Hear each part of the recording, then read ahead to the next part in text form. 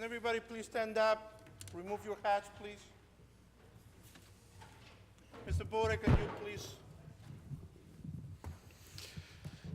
God of the universe, look with favor upon these here assembled, and bestow thy guidance upon the members of the governing body in their deliberations. This we ask in thy name. Amen. I pledge allegiance to the flag of the United States of America, and to the republic for which it stands, one nation, under God, indivisible, with liberty and justice for all.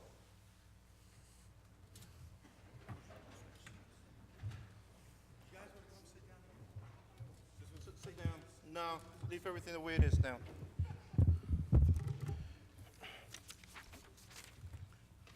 This is yours. Give me the roll call sheet. In the event of an emergency, the proper method is exiting the council chambers is through the 3 doors in the rear of the room. Occupants should proceed down the staircase out the front door and move away from the area of the front steps. You know, I should know that paragraph by memory now. It's been 3 years and I still don't remember it. Any member of the public wishing to speak during the public comment session, which is at the end of the meeting, please sign in on the white sheets provided at the front of the room. Turn off all cell phones. Put them on vibrate. If you need to speak, please stand up, walk on the back, and speak out there. Mr. Clerk, can you please call the roll? Mrs. Ormond? Here. Javik? Here. Brown? Here. Brooks? He's absent. He won't be able to make it in today. Cosby? Present. Sadowski? Here. Strano? Here. Yamikaitis? Here. Medina? Here. Hickey? She's also absent. She's still sick. She will not be able to come in today. Mr. Alvarez? Here. A quorum exists. I need a motion to approve the minutes of October 17, 2017 from the regular meeting, please. Council President, I make a motion to approve the minutes of the regular meeting on October 17th and ask for a second. Second. Mrs. Ormond? Yes. Javik? Yes. Brown? Yes. Cosby? Yes. Sadowski? Yes. Strano? Yes. Yamikaitis? Yes. Medina? Yes. Mr. Alvarez? Yes. At this time, we're going to do a presentation. I would like the mayor, please, to come forward. And I will ask for Marty Brandon.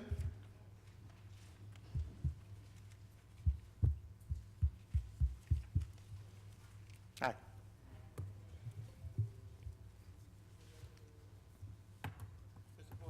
Yeah, it's down there.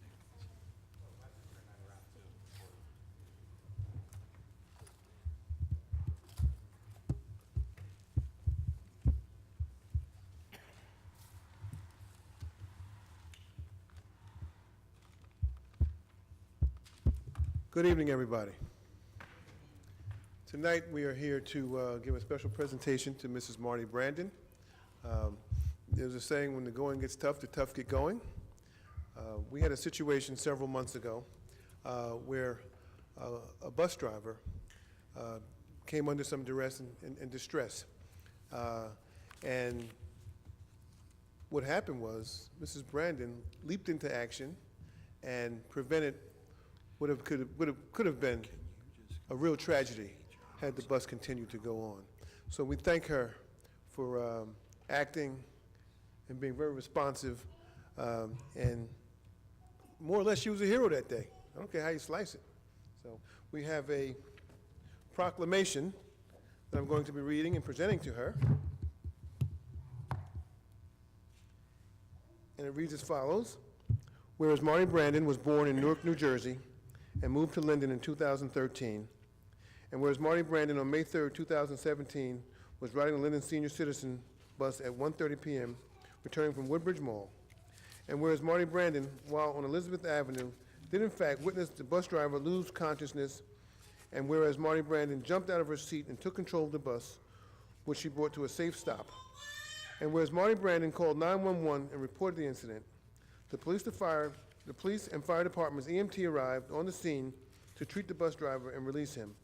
And whereas Marty Brandon expressed her concern to the police and EMTs that she was not comfortable with having the driver return to his duty so quickly, and whereas because of Marty Brandon's concern, a relief bus driver from the Volante Bus Company of Linden was called to give safe passage to the riders on the bus to the Senior Citizen Tower buildings on Dill Avenue.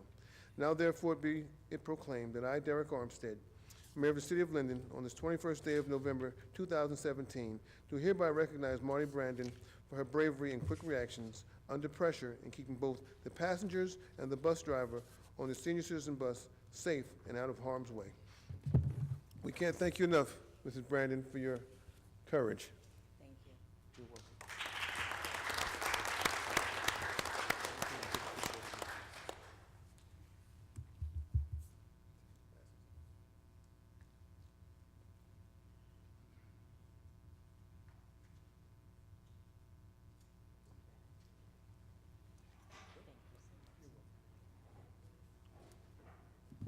At this time, I would like to, Mayor, if you can stay there, please. I would like to call Councilman Strano and Councilman Sadowski down to the front, please.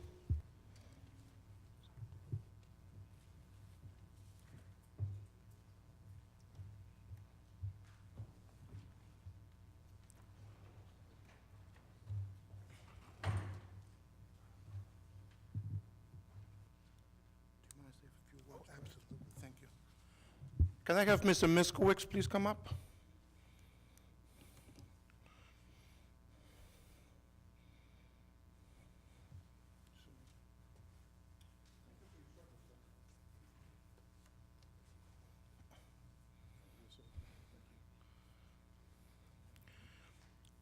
This is something very dear to me, since I come from a military family. I was lucky when I served in, we had a president like the first Roosevelt who said, you know, walk slowly and carry a big stick. Well, the president I served under, he walked slowly and he swung the big stick. And nobody messed with the United States when when Reagan was around, okay. And I was one of the lucky ones among my peers that we were at peace. I served in the United States Navy, and it's to my heart to see when somebody volunteers to serve, and unfortunately, they have to go to war to make sure that we keep our freedom. When you sign up, may you be 17, 18, 19, we are writing a check to the United States government. And that check is telling the government, you can cash this check to the maximum of my life because I'm here to give it for the people I'm leaving behind. And I always told my hat to any veteran from Vietnam, and Korea, World War II, and I think that's it, there's nobody. And of course, we have the new ones that are coming not only from the Gulf War, but from Afghanistan and Iraq. And this is something dear to me. So if everybody please stand up, and I would like to give this gentleman a big hand.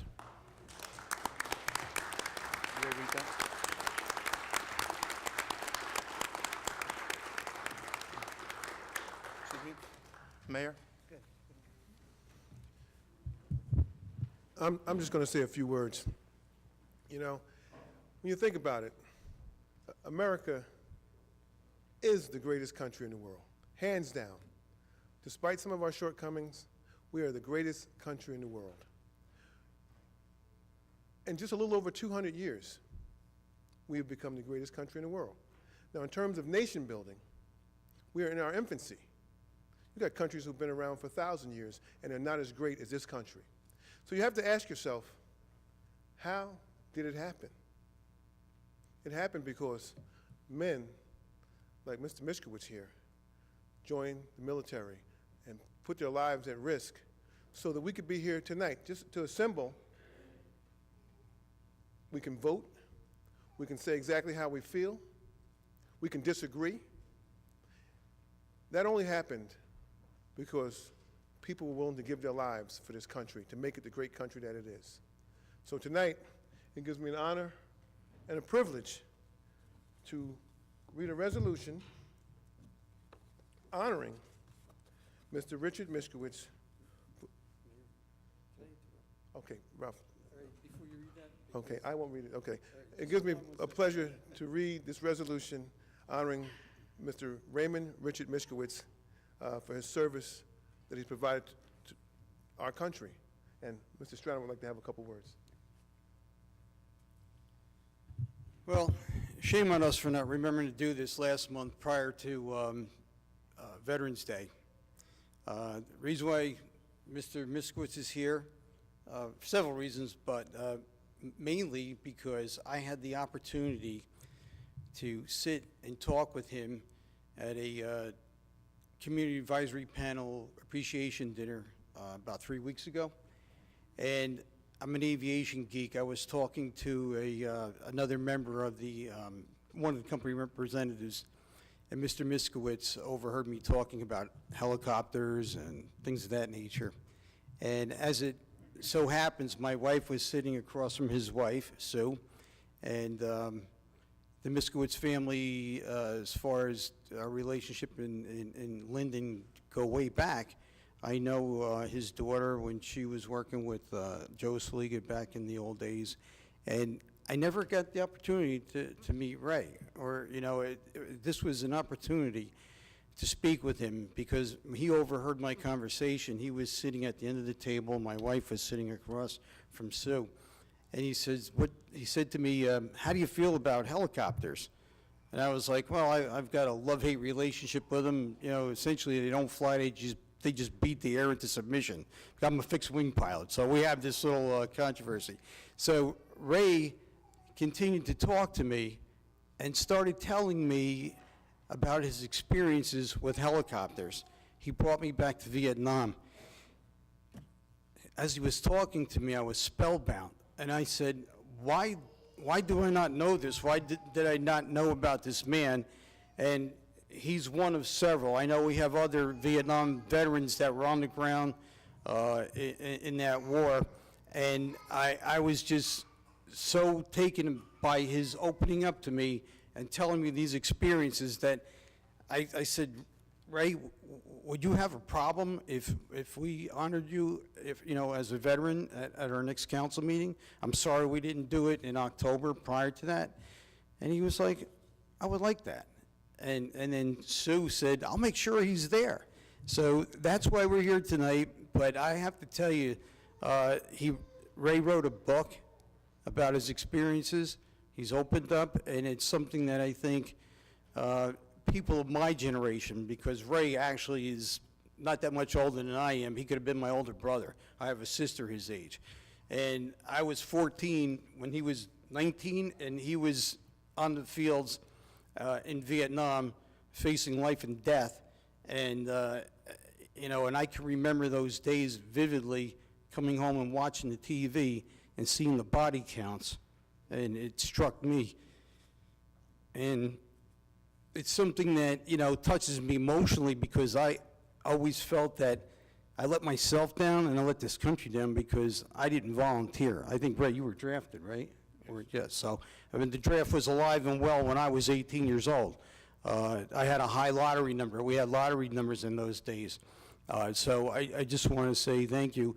And one of the things that in his book, or as Ray was telling me, is that these fellows fought.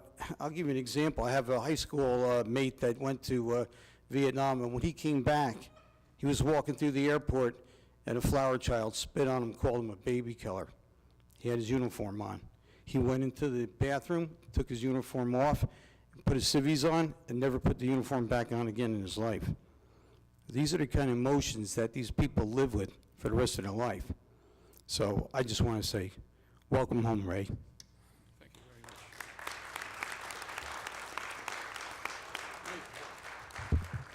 Remind me never to give the mic to this man again. No. I guess before I read my resolution, Ray, I'll just say thank you for serving our country and making this country the great country that it is. Okay. So we have a resolution here. I should make you read the resolution. I would. A resolution honoring Raymond Richard Miskowitz for his service in the United States Army on the occasion of Veterans Day. Whereas on Veterans Day, America pauses to honor every service member who has ever worn one of our nation's uniforms in defense of our nation and our freedoms. And whereas throughout the generation, the courage and sacrifices made by our veterans have allowed our republic to flourish, and whereas, as a way to pay tribute to our veterans, mindful that no ceremony or parade can fully repay the debt we owe our veterans, Veterans Day was established. And whereas Raymond Richard Miskowicz was born in Linden, the son of Viola Ricky Miskowicz and Edward Miskowicz, and was educated in the Linden Public School System and at the Union County Vocational School. And whereas Raymond Miskowicz entered the United States Army in August 1968, completed his basic training at Fort Dix, was stationed at Aschenberg, Germany, and then was transferred to Jungle Training School at Fort Lewis, Washington. And whereas Ray was then sent to Vietnam on April 1st, 1968, and was assigned to Ranger Company 1st Infantry Division, known as the Big Red One. And whereas in Vietnam, he served with Bravo Company 2nd Battalion, 16th Infantry Regiment as part of the Point Team, serving as pace man and squad leader until his departure in March 1969. And whereas Raymond is the proud recipient of the Combat Infantry Badge, Vietnam Campaign Medal, Vietnam Gallantry Cross with Palm, and the Army Accommodation Medal. And whereas Raymond Miskowicz, first day witness in combat in the jungle with Bravo Company, have been published in the 1st Infantry Division, Vietnam, Volume 2, Nightmares and Memories. And whereas Raymond Miskowicz is an active member of the Vietnam Veterans of America, Chapter 779, whereas a member of the Education Committee, he goes to various schools in Union County to share his experience in Vietnam. Whereas the Mayor and Council of the City of Linden wish to recognize the contributions of Raymond Richard Miskowicz and those of all our service members to the cause of peace and freedom. Now therefore it be resolved by the Mayor and Council of the City of Linden, we do hereby thank Raymond Richard Miskowicz and all of our veterans for the valor and sacrifice they have made to allow for all of our citizens to live in safety and peace and freedom. And be it further resolved, a copy of this resolution be recorded in the minutes of the City Council of the City of Linden, and a copy be appropriately presented to him in recognition of his sacrifices for our freedom. And signed by Council President George Alvarez and myself, Mayor Derek Armstead. Once again, Raymond, thank you. Thank you very much.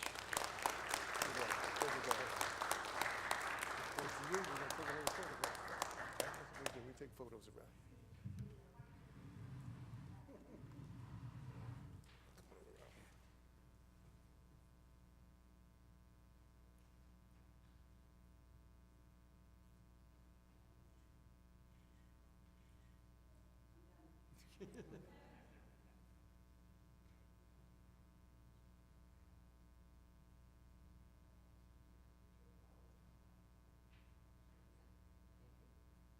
Thanks again, Ray. Thank you for being here.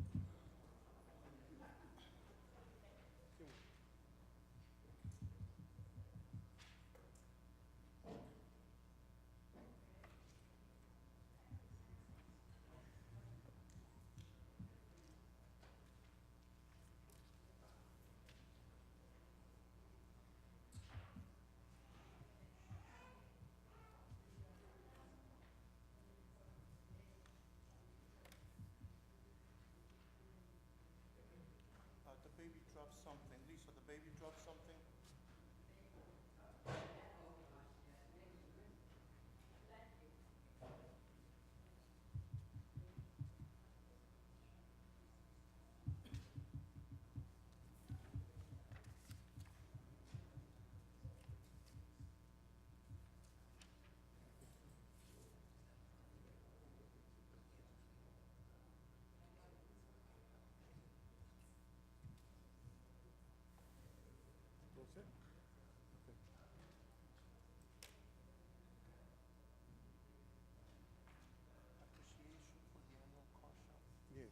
being given to me, though. It's right here. It's being presented to me, not by I'm sorry.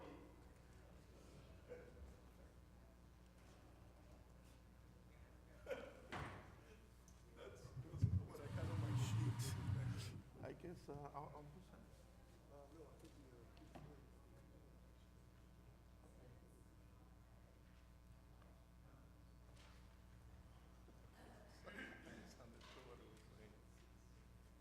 Congratulations.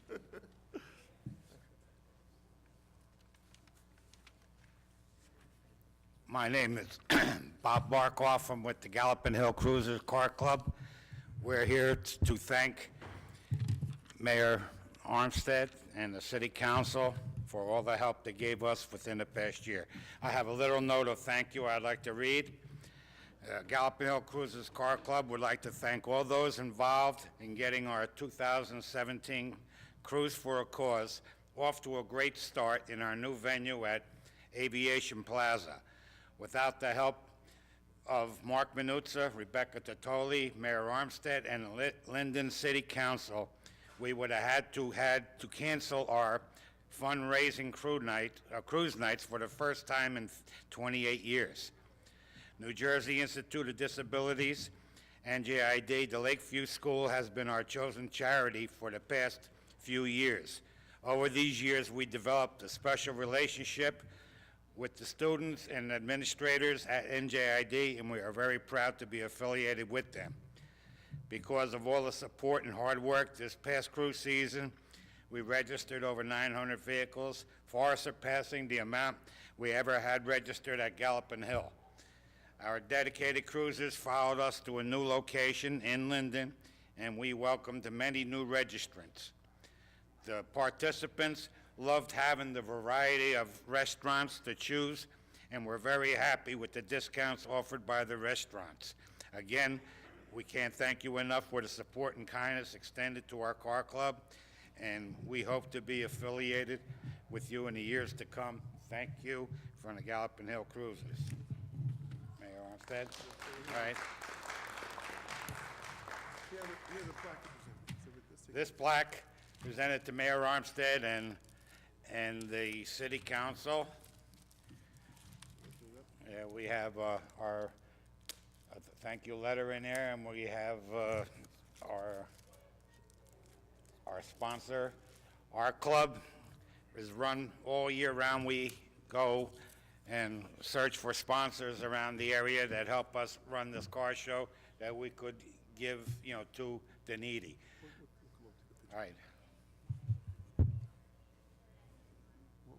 Come on, move over.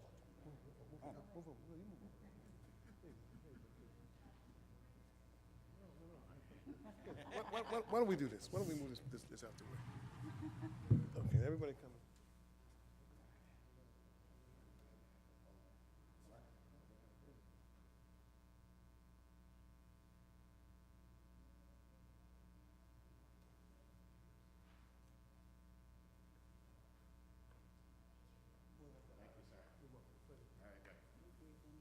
We'll have to hire a choreographer or something.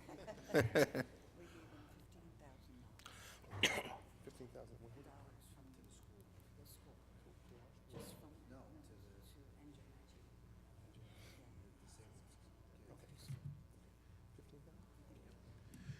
And just so everybody knows, they were able to give $15,000 to New Jersey Institute for Disabilities, the Lakeview School. So we thank them. This was pretty much a no-brainer, you know. We were able to accomplish a couple things here. We were able to bring a great car show, some great car shows to our city, which definitely helped our Aviation Plaza restaurants. I got many thanks from the establishments there for bringing this car show to the plaza. They felt like the business had increased on those nights, and they were very thankful. And again, we were able to raise money for an outstanding cause. Okay, so again, it was a no-brainer. And unfortunately, this year, our grand finale that we have in November it rained on us, but we still had about 200 cars out there. The grand finale down at the aviation at the airport. So I just want to thank you guys for wanting to come to Linden, because as much as we helped you, you helped us. So thank you so much, and we'll hang this somewhere where it can be seen, so the residents can appreciate your thoughtfulness. Okay, thank you.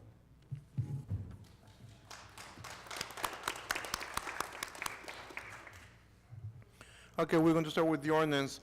Presently, we have ordinance 6148, which I need to table to the December 19th meeting, and I need a motion, please. Council President, I'd like to make a motion to table to our December meeting, ordinance number 61-48, and ask for a second, please. Second. Mrs. Ormond? Yes. Javik? Yes. Brown? Yes. Cosby? Yes. Sadowski? Yes. Strano? Yes. Yamikaitis? Yes. Medina? Yes. Mr. Alvarez? Yes. Mr. Burdick, can you please read ordinance 6166? An ordinance amending ordinance number 6124, authorizing exemptions from taxes and the execution of tax agreements for the payments in lieu of taxes for new industrial structures to also include improvements to commercial structures on an individual basis after review, evaluation, and approval of each application by the City Council pursuant to NJSA 40A:21-7. Has the ordinance been properly published and posted? Yes, sir. Has any written communication been received? No, sir. Is there anyone that wishes to speak on this ordinance? May I have a motion to introduce the ordinance, please? Council President, I'd like to make a motion for ordinance 61-66 and ask for a second, please. Second. Mrs. Ormond? Yes. Javik? Yes. Brown? Yes. Cosby? Yes. Sadowski? Yes. Strano? Yes. Yamikaitis? Yes. Medina? Yes. Mr. Alvarez? Yes. Mr. Porter, can you please read ordinance 6167? An ordinance to amend and supplement Chapter 7, Traffic, of an ordinance adopting and enacting the revised general ordinances of the City of Linden, 1999, passed November 23, 1999, and approved November 24, 1999, and as amended and supplemented. Traffic, Section 7-34, don't block the box, add East Elizabeth Avenue and North Wood Avenue. Has the ordinance been properly published and posted? Yes, sir. Have we received any written communication? No, sir. Does anybody want to be heard on this ordinance? May I have a motion, please? Council President, make a motion for the passage of ordinance 61-67. Ask for a second. Second. Mrs. Ormond? Yes. Javik? Yes. Brown? Yes. Cosby? Yes. Sadowski? Yes. Strano? Yes. Yamikaitis? Yes. Medina? Yes. Mr. Alvarez? Yes. Mr. Porter, can you please read ordinance 6168? An ordinance to amend and supplement Chapter 2, Administration, of an ordinance entitled, An Ordinance Adopted and Enacting the Revised General Ordinances of the City of Linden, 1999, passed November 23, 1999, and approved November 24, 1999, and as amended and supplemented. Delete 2-12.10, off-duty employment of police officers for police-related activity in its entirety. Add new section 2-12.10, off-duty employment of police officers for police-related activities. Has the ordinance been properly published and posted? Yes, sir. Any written communications received? No, sir. May I have a motion, please? Council President, I move that the hearing be closed and ordinance 6168 be adopted and request a second. Second. Mrs. Ormond? Yes. Javik? Yes. Brown? Yes. Cosby? Yes. Sadowski? Yes. Strano? Yes. Yamikaitis? Yes. Medina? Yes. Mr. Alvarez? Yes. Mr. Porter, can you please read 6169? Bond ordinance amending bond ordinance number 5916, finally adopted by the City Council of the City of Linden, New Jersey on April 21, 2015. Has this ordinance been properly published and posted? Yes, sir. Has any written communication been received? No, sir. Does anybody want to be heard on this ordinance? May I have a motion, please? Council President, I'd like to move ordinance 6169's hearing be closed, the ordinance adopted, and request a second. Second. Mrs. Ormond? Yes. Javik? Yes. Brown? Yes. Cosby? Yes. Yes. Sadowski? Yes. Strano? Yes. Yamikaitis? Yes. Medina? Yes. Mr. Alvarez. Yes. Mr. Bode, can you please read 61-70? An ordinance to amend and supplement Chapter 7, Traffic, of an ordinance entitled, "An Ordinance Adopting and Enacting the Revised General Ordinances of the City of Linden, 1999, passed November 23, 1999, and approved November 24, 1999, and as amended and supplemented. 7-10, parking prohibited at all times on certain streets. Name of street, add West Elizabeth Avenue, South Side, location, beginning at a point 450 feet west of North Style Street and continuing westerly a distance of 425 feet. Has the ordinance been properly published and posted? Yes, sir. Any written communications received? No, sir. Does anybody want to be heard on this ordinance? May I have a motion, please? Council President, I make a motion to move ordinance number 6170 and ask for a second. Second. Mrs. Ormond? Yes. Javik? Yes. Brown? Yes. Cosby? Yes. Sadowski? Yes. Strano? Yes. Yemakaitis? Yes. Medina? Yes. Mr. Alvarez. Yes. Consent agenda. All items listed with asterisks are considered to be routine by the city council and will be enacted with one motion. There will be no separate discussion on these items unless a council member or citizen so request, in which event the item will be removed from the general order of business and considered in its normal sequence on the agenda. Items 1 through 7. Does anyone wish to remove any items? In that case, please, may I have a motion? Council President, I'd like to make a motion to accept consent agenda items 1 through 7 and ask for a second, please. Second. Mrs. Ormond? Yes. Javik? Yes. Brown? Yes. Cosby? Yes. Sadowski? Yes. Strano? Yes. Yemakaitis? Yes. Medina? Yes. Mr. Alvarez. Yes. At this time, we will go with committee reports, and we will start with Councilwoman from the First Ward, Ms. Orman. Thank you, Council President. I'd like to start off with the City of Linden's Public Property Report. I hereby submit the monthly finance report from the Division of Transportation and Parking for the month of September 2017. This report includes the collection of on- and off-street parking, meters, railroad parking lots, railroad parking permits, and merchant parking permits. The New York side collection is a total of $4,219. The Trenton side collection, $4,559. Credit card transactions, $30,274.90. Parking meter collections, $9,143.45. Railroad permits, $8,615, for a grand total of $56,811.35. I'd like to make a motion to, can I have someone make a motion to approve this report? There's no motion needed A on it. motion needed? Okay, great. Okay, so now for my ward report. I just want to start off by saying that sidewalks in the First Ward are being worked on. The list that I received for repairs, we had to prioritize them. All of them are not going to be done this fall, but we will make sure the ones that are not being repaired will get carried over to the next cycle and will be taken care of. I'd like to address the leaf situation. We are in the midst of the fall, and the leaves are coming down in huge numbers. There are two options. You can bag your leaves, or you can blow them to the curb, not in the middle of the street, to the curb. And once again, we just ask that you refrain from blowing them close to the catch basins or sewers, because that will cause backups. If you need bags, you can email me, linden@linden-nj.org, and I will make sure that within the next day you will receive some bags. Or you can go down to our DPW location on, I think it's Donaldson Place, and you can get some bags there. There's a limit, I think it is 10 per household. So once you get them, and they will be taking your name, so once you get them, just please be advised that you just cannot just continue to go back and just get more. We have some parking issues that we are wrapping up for Urudo, Keep Street, and Orcama Street. We are making some concessions for the month of December to get that completely approved by the end of the year, so we can go on to January with some relief for the residents that live on those streets. I'd also like to address the pharaoh cats. It's winter, and we know that the pharaoh cats are going to be looking for additional food and looking for people to put rags and things out there to keep them warm. We're asking you, please do not feed the furrow cats. While you like them, they are sometimes a nuisance to your neighbors. It is an ordinance that you are not allowed to feed them. What you can do, you can call animal control, wherever we're going to be, the city that we're going to be using, and ask for traps to humanely capture them and bring them to a shelter where they're going to be kept warm and fed.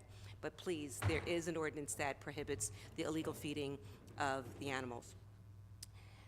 Trash being deposited on the curbs when it's not our scheduled trash day is a problem in our first ward as well as other areas in the city of Linden. We're asking that you please follow the schedule just for the beautification of our city. If you have a special issue, you're moving, you're selling your house or whatever, just give us a call. We will let you know the best date for you to put it out there so DPW can come and collect it, you know, in a timely basis. This way, it's just not sitting out there getting wet in the rain and just looking terrible. And I want to give a special thank you to all of the residents in the First Ward who have called me about the graffiti, who have called me about the illegal dumping. I often say that you are my second set of eyes, and I do appreciate it with all my heart that you care about the ward enough to let me know, you post it or whatever, to let me know that these things are going on. So I thank you. It's definitely a big help because I can't be everywhere. And I also want to let everybody know that we are going to have our annual tree lighting ceremony. I believe it's December 2nd? Huh? December 8th. Oh, December 8th, I'm sorry. And we would love to have everybody come out to participate. I will be sending those who have given me their email address, I'll be sending you a reminder or a special note to come out and join us. And that's all I have, Council President. Thank you, Councilwoman. Councilman Javik? Thank you, Council President. Good evening, everyone. One of my main priorities in the Second Ward is the achievement of more parking availability. I am currently working with our engineering department to achieve these goals by finding underutilized parking lots, possibly adding more lots and changing the designation and usage of some lots. I realize the problem, and I can assure you I'm working on solutions. The safety of our children attending school number 8 is of vital interest to me also.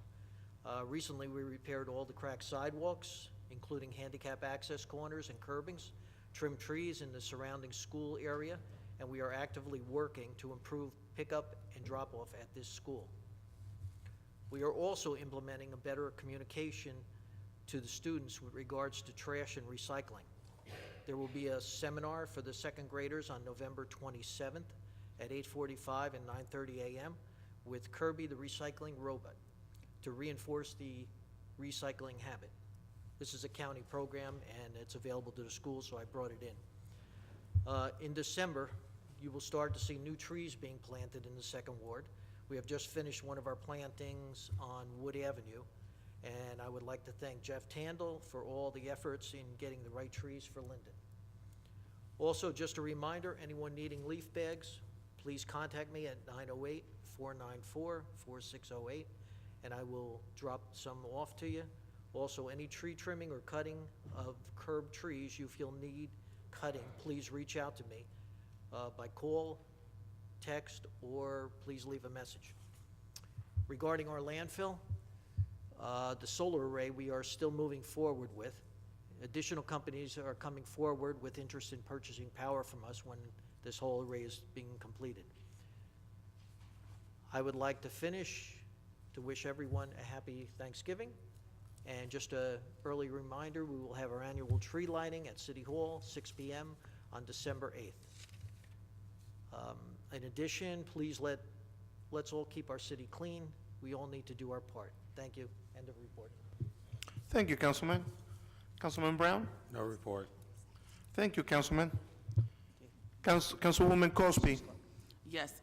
I have a flyer from the Board of Ed. Is this tree lighting on the 1st or the 8th? The 8th. Well, they put out the Mayor. misprint then. 8th? It's on the 8th. The flyer says the 1st. It's the 1st? It's the 1st. Okay, just so everybody comes on the right day, because I had it on my calendar for the 1st too. Thank you. From the 5th Ward, I wanted to thank everybody who participated And the community meeting, which we do every year, we always have in October, Hispanic Heritage, and this year we honored Suzanne Olivero. She's a master educator. She's actually the vice principal now at school number 4. So she was, she got the resolution passed by the council, and we recognized her. And every year, and some of my neighbors actually said that they liked the October meeting. They put it on their calendar because they know we're going to have good food. So I want to thank Maison Tropical for donating the food, as well as Little Italy, who actually donated empanadas. So they have good empanadas and awesome pizza. It was really good. So we look forward to working with them. And please patronize those restaurants. We have, starting on Monday in the 5th Ward on Dill Avenue between Grant and Park Avenue, New Jersey American Water is going to be doing their repair work. So it's going to start Monday through Saturday so that they can get it done before the end of the year. And I know that sometimes there are issues with the work that they do, so I asked if anybody has any issues with the neatness of the work to please let me know right away. I can be reached at 908-718-7933 or email rcosby@linden-nj.org. We had some sidewalks done. I know that people were questioning the unique sidewalk that was done on Union and Middlesex, but because there's a culvert, we couldn't do a full sidewalk. It still will be passable. It's actually public property, so I want to ask that it's put on the public property list for shoveling because it is a school bus stop there. But it looks weird, but it's safer than it used to be because now we have concrete, so we do have a safer area. 5th Ward activities that we're going to have for the rest of the year will be the 16th of December. We're going to have our annual Santa Make and Take Craft event. That's going to be at the LMPC. It'll be at 11 o'clock until 1 o'clock. The children can make and take holiday crafts. And of course, we have light refreshments and Santa comes and, you take your pictures and it's fun. We also have on December the 22nd, which is 2 o'clock to 4 o'clock, and then again from 5 to 7, there's going to be open registration for the Hooked on Fishing Club. We have 2 additional volunteers, and a dedicated staff member from the Recreation Department, which I'm so excited about. We'll be working with them. But the children can come. If they can't come, they can always contact Recreation, Mrs. Vasquez, at 908-474-8600 to obtain a registration form for the 2018 Hooked on Fishing season. The children would be between the ages of 6 and 18. And this is the 3rd year in 18 that we're going to actually have the program for the city. So I'm looking forward to some exciting stuff for the children and the adults, actually, for that matter. From the Construction Code Committee, the report for the summonses issued is on file at the clerk's office because I left it. And I don't have the numbers here, so if anybody wants to get the actual number, it's on file in the clerk's office. And we also have a pole that needs a light. This is the 2nd time, so for Mr. Councilman Brown, it was before, but we can't find where it was actually ordered. So we're going to reissue the request for approval for the placement of a street light on pole number 64237 on Maple Avenue near the intersection of Clark Street. And I move for approval and ask for a second. Second. I need a blank roll call. Number 7. Mrs. Ormond? Yes. Javik? Yes. Brown? Yes. Crosby? Yes. Sadowski? Yes. Strano? Yes. Yamakaitis? Yes. Medina? Yes. Mr. Alvarez? Yes. In the 5th Ward, we have, we have Nixle for emergencies, but I also have a service that I offer to the residents. I know everyone is not on Facebook. I have a Facebook page, and I know a lot of people don't have email and they get annoyed, but if you really want to get connected or you want to have information, I would encourage you to text 07036 to 84483, and you can get added to the text alert. It's free. If your texts are free, this won't cost you a thing. I send out periodic texts. It's not super annoying, but if there's a street closure or some sort of an emergency, you'll get a short alert through that mechanism, and it's free. It's free for me, so I like to use it, and it's free for anybody who subscribes to it. And happy Thanksgiving to everyone, and hopefully I'll see you at some of the events around town. That concludes my report, Council President. Thank you, Councilwoman. Councilman Sadowski? Thank you, Council President. Very short talk.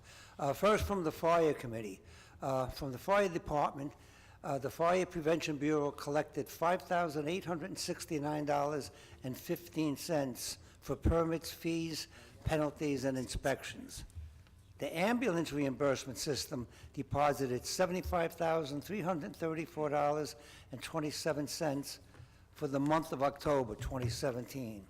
Total deposits for 2017 total $669,855.68. The fire department would like to remind everyone of the KIDDE fire extinguisher. That's KIDDE. There's a recall. Approximately 38 million extinguishers, mostly with the plastic handles, are affected. The company will take care of it. You would have to call up the KIDDE website, which is www.kidde.com for details. That's www.kidde.com. They will explain what would happen.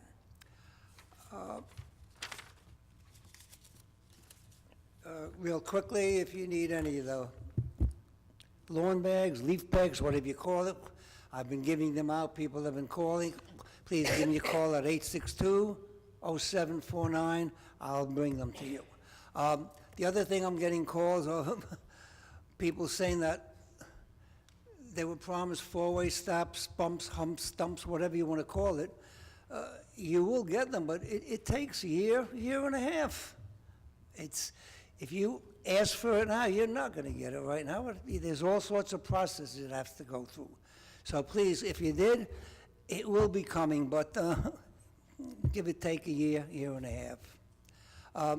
Just want to wish everyone a happy Thanksgiving and a safe Thanksgiving. That concludes my report. Thank you, Councilman. Councilman Strano? Thank you, Council President. I have a few reports here that I'm making on behalf of Councilman Brooks, who is absent tonight. These are two that I have from the clerk's office, one from public property. In the clerk's office, in the licensing division, they've submitted a monthly report for the month of October of 2017. The office issued 20 dog licenses and 65 miscellaneous licenses, collected an amount of $2,507. Again, from the clerk's office, this is a record of 116 birth, death, and marriage transcripts. City received $1,740 for that. 27 marriage civil union licenses at $81. There were no domestic partnerships. There were 3 miscellaneous revenues of $11.05. No bingo raffles. 184 EDRS vital statistics at $2,760. There were no burial permits. Interest earned was 49 cents. The total was $4,592.54. State revenues were $675. Grand total of $5,267.54. In the public properties, this is our revenues that were received for parking. We had the New York, this is at the train station, the New York side collection for that lot was $4,000, this is for October's report. New York side collections were $4,219. The Trenton side was $4,559. Credit card transactions, and I imagine these are for the permit parking, $30,274.90. That could also have been transactions that were done via credit card for parking. Parking meter collections were $9,143.45. Railroad permits, $8,615. The grand total for that month was $56,811.35. In the Finance Committee, I have a report here from the City Treasurer. The payment of bills totaling $2,198,000 $315.44 in bills. They have been signed by the mayor, the council president, and the finance chairman, and a detailed check register and vouchers are on file in the clerk's office. And we are in receipt of investments made by the city treasurer for the month of October at the rate of 1%. I move for approval and ask for a second. Second. Mrs. Ormond? Yes. Javik? Yes. Brown? Yes. Cosby? Yes. Sadowski? Strano? Yes. Yemakaitis? Yes. Medina? Yes. Mr. Alvarez? Yes.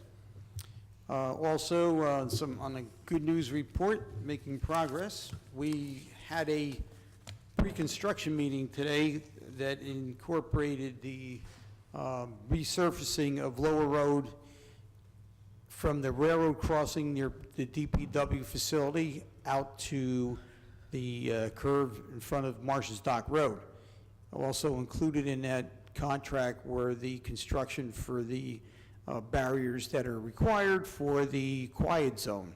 So I don't have George Verchik here tonight, so I can't tell you when the start date is on that, but the pre-construction meeting usually precedes a commencement to build, in a matter of weeks or days in some cases. So apparently we should have a Christmas present on Lower Road for the residents of Trimley Point. That being said, I'd also like to wish everyone safe travels if they're visiting on this holiday this week, and I'd like to wish everyone a happy Thanksgiving. Thank you, Councilman. End of my report. Thank you, Councilman. Councilwoman Yemakaitis? Thank you, Council President. I'm still trying to get a date for you for the actual tree lighting, okay? I'm just checking a text message. It's the first. All right, we're going to start off with the personnel report. There were copies there. Does anybody have any questions on the personnel report? Ms. Wolferding?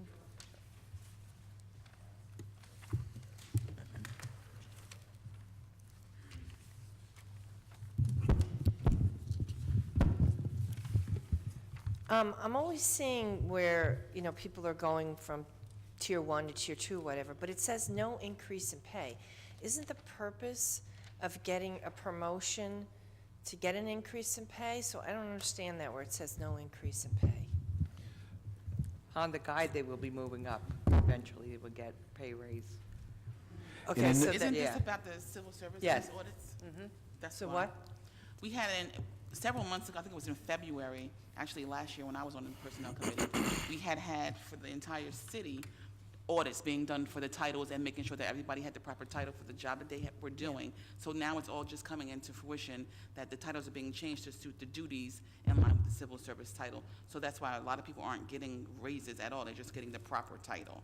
And Ms. Wilverding, their maximum, and we moved up in that title, in the new title. So they would be able to make more money eventually later on. So, Okay.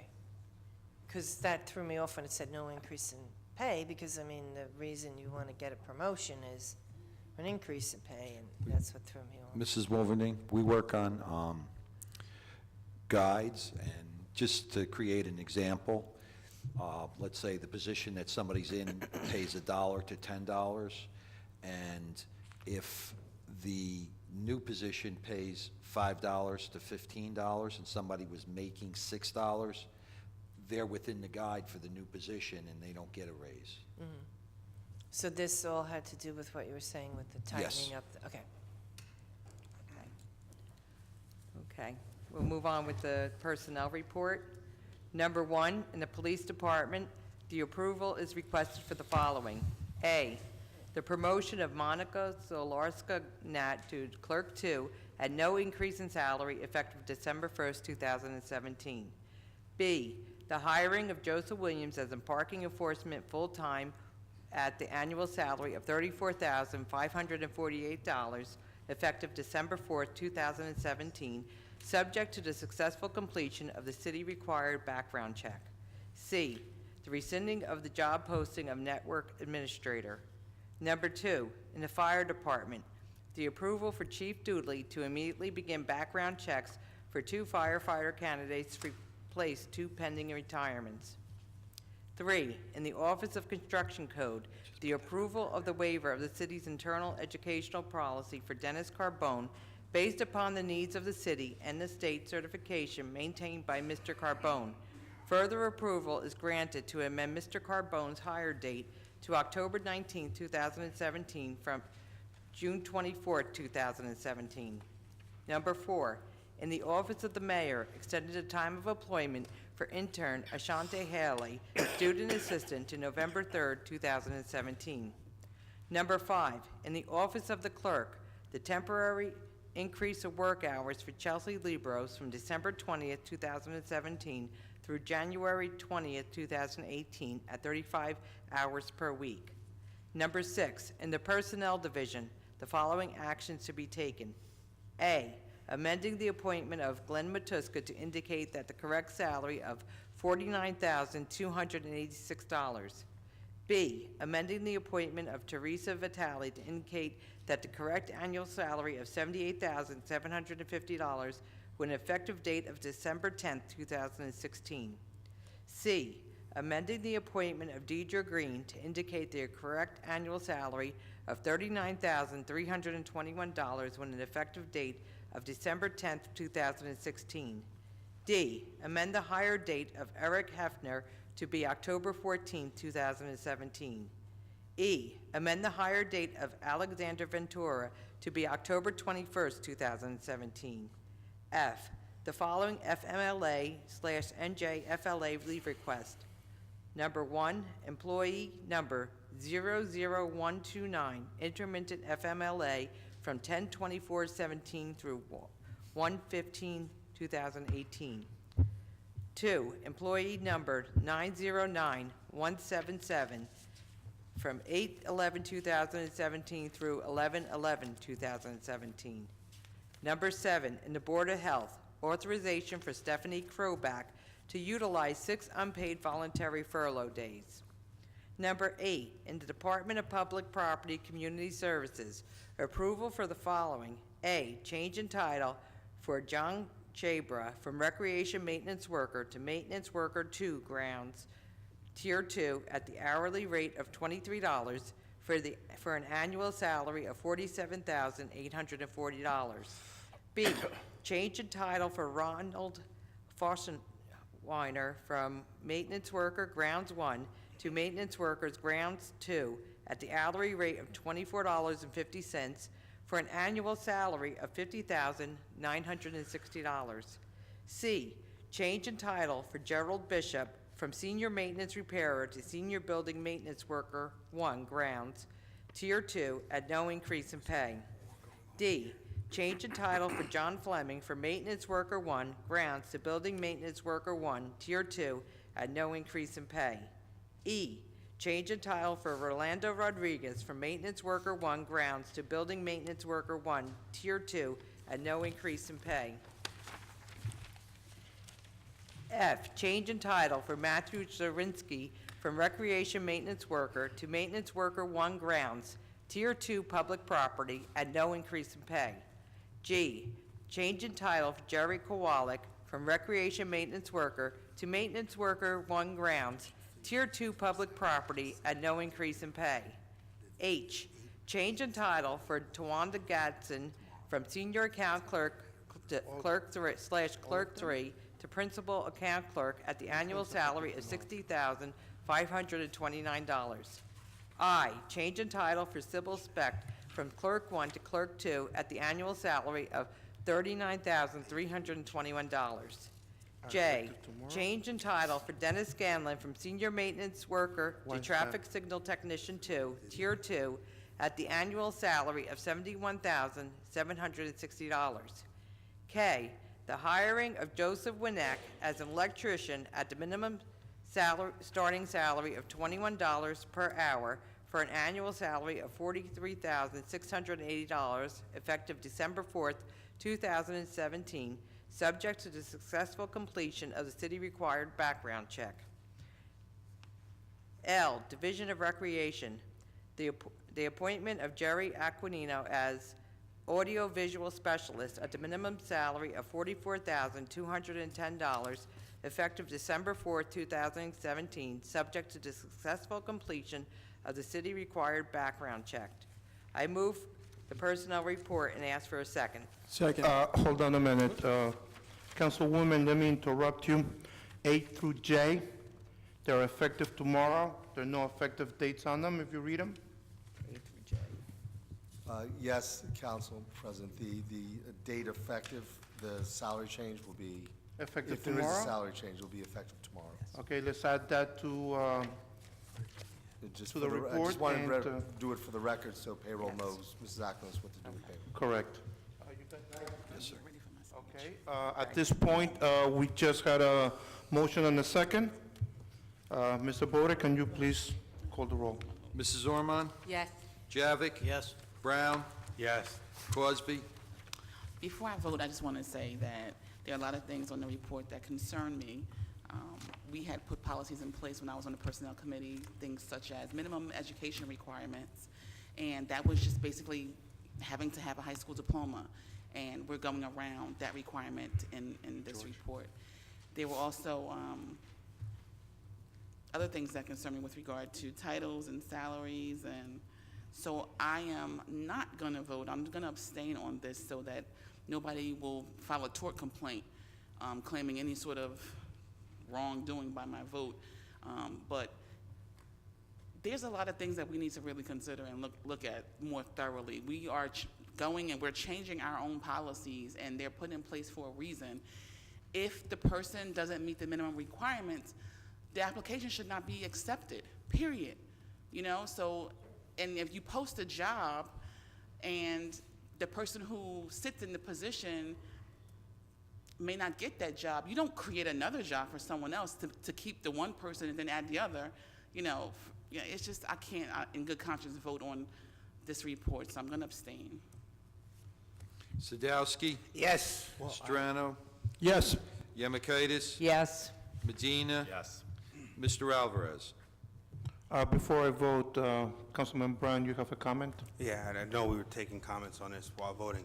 I just want to clarify something, if the city attorney can, is that what Councilwoman Cosby Hurley is referring to is that we have an individual, and Alan, you can explain, that has 35 years of experience who does not have a high school degree, yet meets all the state requirements, and this is why he was given an exception. So, you know, I think we should be giving the correct information as opposed to making vague statements.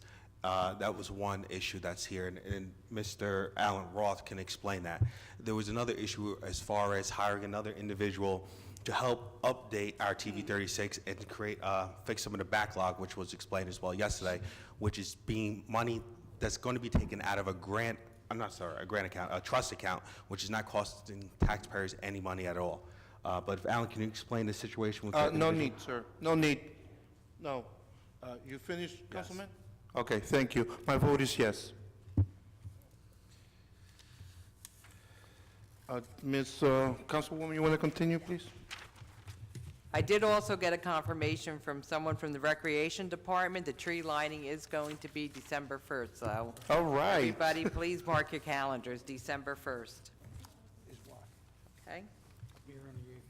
All right. As Councilman Sadowski mentioned about the traffic studies, we have a traffic committee that meets every month, and they're tasked with an enormous amount of requests from all the council members. Some, as Councilman Sadowski said, are certainly not, you know, are 2-3 years behind even. So one that they did just recently look at, and I want to thank Councilwoman Ormond for really helping to push this, was Chandler and Dill Avenue. I had put in for a request for a 4-way stop.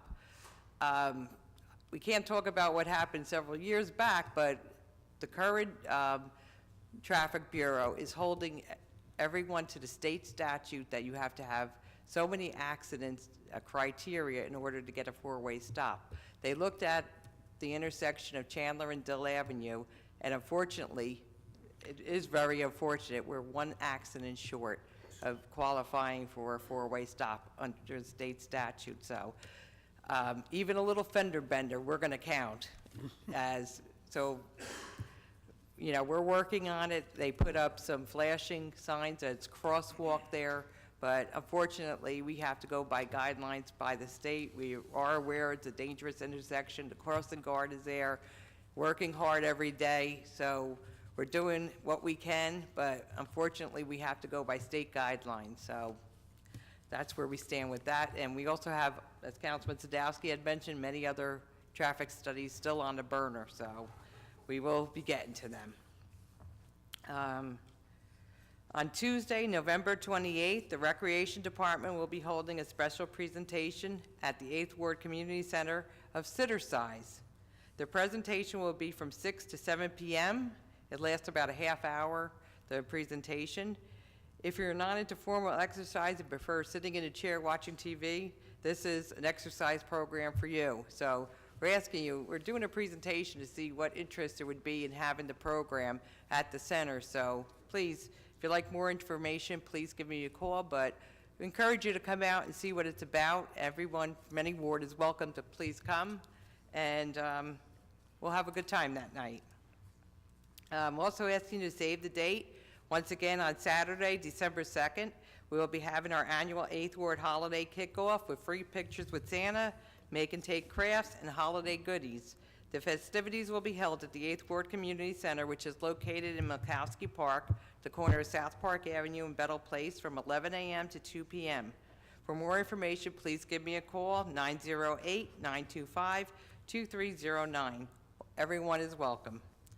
And some of my colleagues have mentioned about the sidewalks being installed. We've had several installed in the 8th Ward, but it sounds like we're harping sometimes on always the same information about people not walking their dogs on leashes and just not even cleaning up. I got several pictures sent to me yesterday.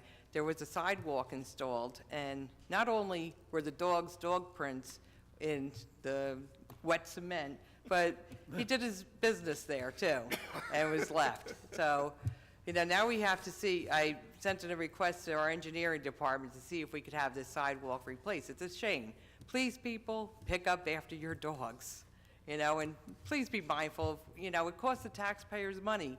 If there's wet cement, don't walk your dog in wet cement. It's not good for them, and it hurts the taxpayers as well.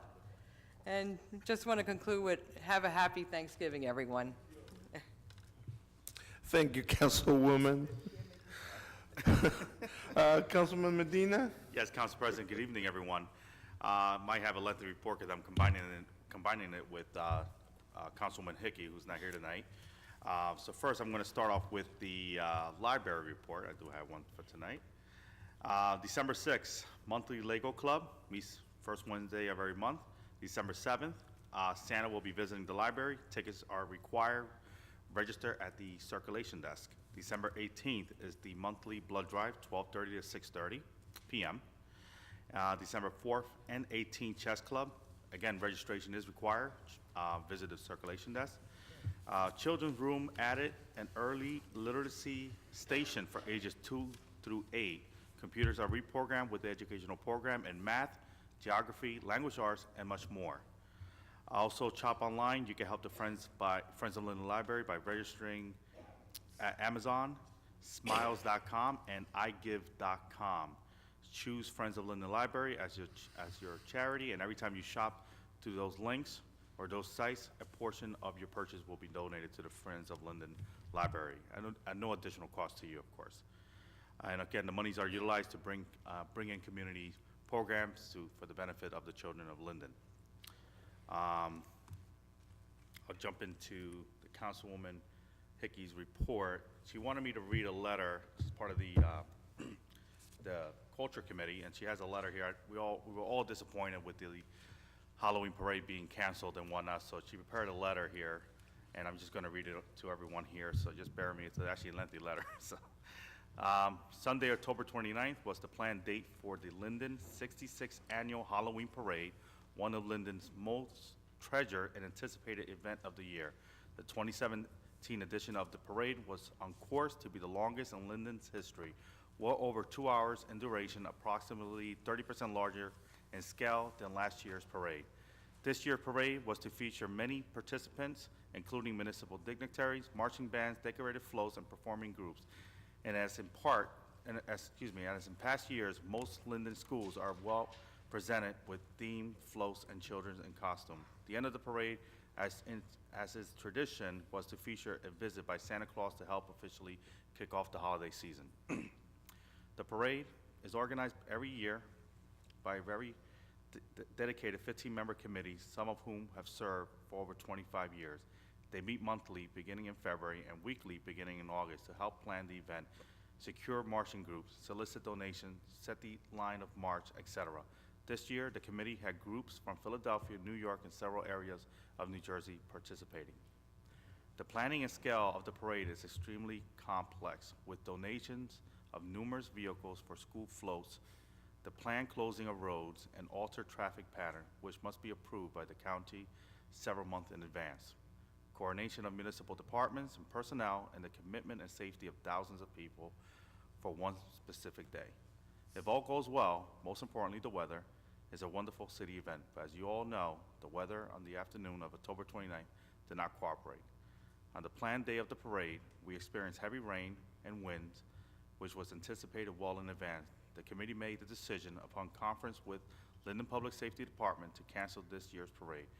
It was a decision that had to be made to ensure the safety of all potential participants. In addition, many scheduled groups, bands, and school floats canceled prior to the committee decision due to the impending weather. After the announcement had been made to cancel, there was some criticism via social media as to why the parade did not have a rain date or a plan to reschedule. For at least the last 25 years, the parade had never had a scheduled rain date. The parade was canceled several years ago in the wake of Superstorm Sandy. Several years prior to that, the parade even went forward after receiving 5 inches of snow the day before. It would not be feasible to plan a rain date for a parade of such complexity. To ask the over 50 groups and thousands of people who dedicated themselves to a specific date to also dedicate another day as a contingency is just not realistic. Vehicles for floats are donated by towing companies, and for every day their vehicles are off the road is costing them monies. Bands for hire will not commit to a rain date unless they are guaranteed compensation. And again, the parade is funded primarily by donations solicited by these volunteers. Perhaps in the future, alternative Halloween themed events could be set in place in case the weather again fails to cooperate. The Halloween Parade Committee truly understands everyone's disappointment in this year's cancellation, as they know how everyone looked forward to that afternoon in late October. But please know that the committee is already busy planning for the 2018 edition of the parade and welcomes your support. With your future help and involvement, this wonderful Linden tradition will continue for many years to come. For those that would like to join the committee, our first meeting for the 2018 Halloween Parade will take place on February 8th, 2018 at 7 p.m. at the JTG Center on Helen Street. Very truly, the Linden Halloween Parade Committee. Thank you. Oh, and I forgot to mention, there's a Linden Library raffle. That's right, Ms. Wilberding is here tonight. If anyone is interested in purchasing a raffle, again, those monies, they're $5, yes, but any additional donations will be greatly appreciated. So she's here tonight, so please take advantage. To the 9th Ward, sorry, that was lengthy, I apologize. To the 9th Ward, we do have several streets that are already marked for paving. I'm just gonna quickly recap, and so people are aware to hopefully stay away from these streets and they'll see the signage and whatnot. Swarthmore between DeWitt and Summit, Birchwood between DeWitt and Summit, Morristown between Summit and Orchard, Hillside Road between DeWitt and Summit, Pallant from Raritan to Fifth Avenue. Those roads are already marked for paving. Hopefully next week or so they'll be milled and paved, and all the work and curbing and sidewalks will be done at the same time. So just be cognizant of that. Stay away from those areas if you do see the signage and the crew working. So we also discussed, obviously, traffic issue, accidents, the committees, how long it takes for a four-way stop sign. I know the committee, which I'm chair of, we've been processing a lot of requests from a lot of council members up here, and trust me, this city is just full of issues. And like Councilwoman Jemakaitis mentioned earlier, just that one accident short disqualify that intersections. But we all know, as Linden residents, we live here, we see these accidents and we see these issues, and it's so frustrating to us when it doesn't meet the state guidelines to add a four-way stop sign or whatever the case may be to alleviate the issues in those roads. With that said, I know Princeton and Summit, we have a ton of issues there.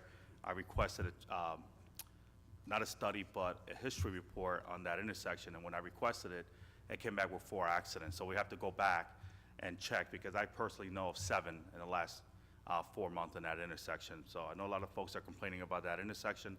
Again, these things do take time, and the committee will be reviewing that intersection once the information comes in. But again, a lot of issues throughout the city. So please be patient with us council folks up here, your mayor. If we could, we'll snap our fingers and make it happen, but at the end of the day, we do have to follow state guidelines. Also, following that comment, Berlant to Ferber, speeding, the committee's also looking for speed humps on that road. That's the road that comes off of Wood Avenue, Amsterdam, to Roselle, Cranford Industrial Park. A lot of speedings and accidents there as well, so the committee's looking into that as well. Sidewalks, I'm repeating, sidewalks were just done in 9th Ward. We did a ton of them.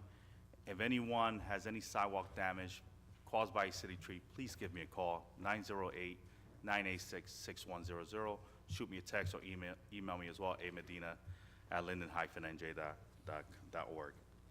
And also just want to give thanks to our, obviously again, our DPW for doing a great job, and also our traffic and sign department. We have a lot of faded stop signs and one-way signs and even street signs. When I notice it, I call it in, and these guys actually replace it.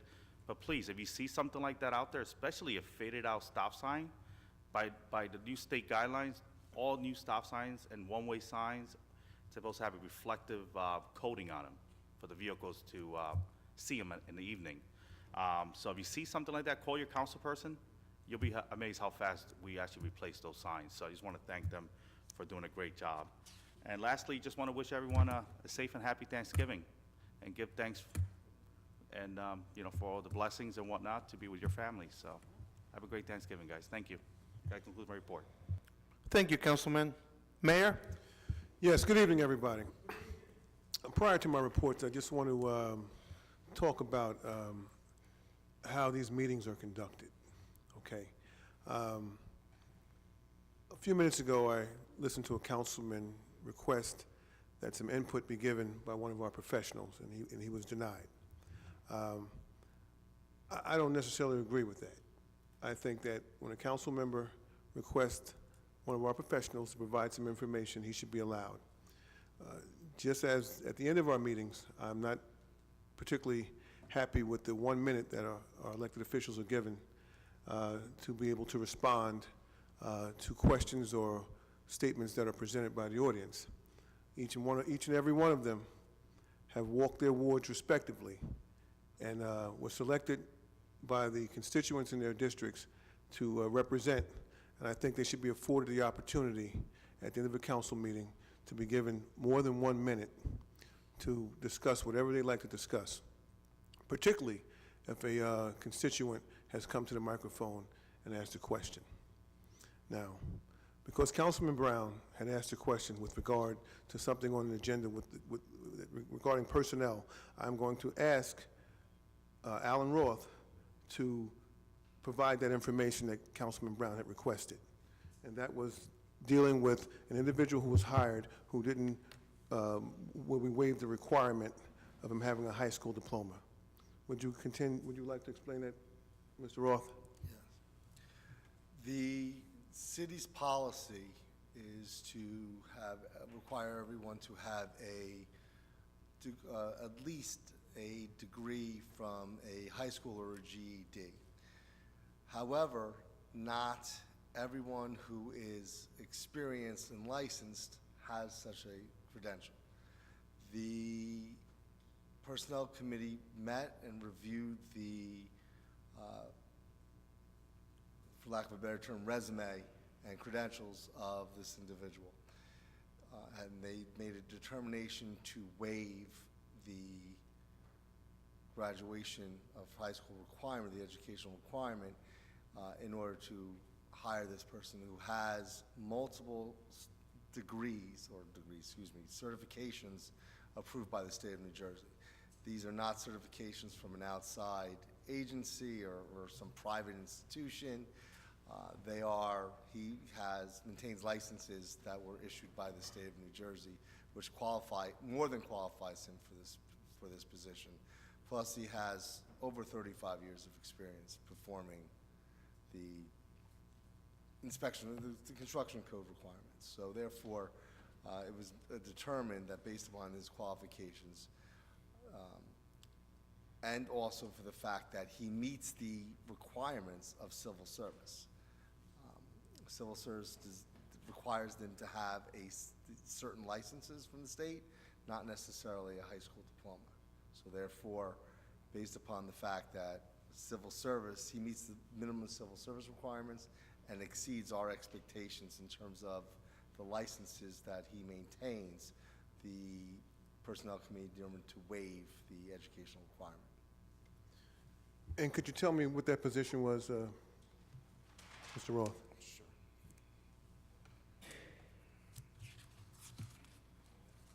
Yeah, I just gotta find it. Position, I don't have the actual title. It's a subcode, I don't remember the title. It's a subcode official of some sort, right? Working out of our construction I code don't- I- department? It's number 3, but I don't remember the title. It actually has to do with performing inspections in our construction code department. Now, many people who've gained this type of experience and have been in the industry for about 35 years. 35 years ago, high school diplomas That's when he started working, Mayor. He graduated before that. Well, I'm saying, he's got over 35 years' experience. And if you go back years ago, many men and women had worked in the industry without these degrees and were very proficient. So, you take an older gentleman like that now and try to deny them access to a position, I think is totally unfair, given his work experience. And I think that was the point that Councilman Brown was trying to bring out a little bit earlier. And again, the whole point of this discussion right now has a lot to do with how these meetings are being conducted. And I don't agree with the denial of a council person being able to ask one of our professionals for an advice or an opinion.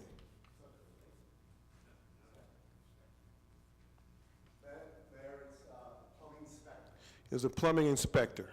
So before you can become a plumbing inspector, I believe you have to have some years of plumbing experience. Okay, so. Yeah, the civil service has a specific requirement for a plumbing inspector. And that you have to work as a plumber for so many years, right?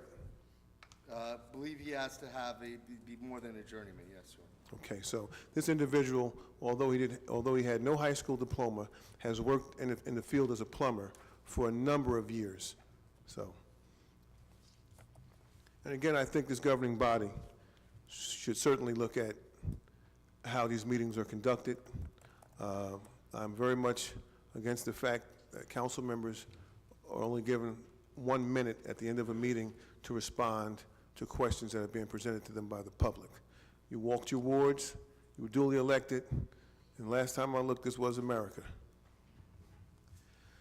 Okay, I'm going to report on some additional information. The Cantor property on US 1 and 9, this week I began discussions with a gentleman by the name of Joe Marino. He's with a company called 21st Century. He's very interested in purchasing the property from the Cantor Group. He is interested in having a Wawa put there and with some additional restaurants there. So we're looking forward, and hopefully this particular deal will go through, as it will add to the developments that have occurred on Stiles Street and what is occurring along the US 1 corridor there.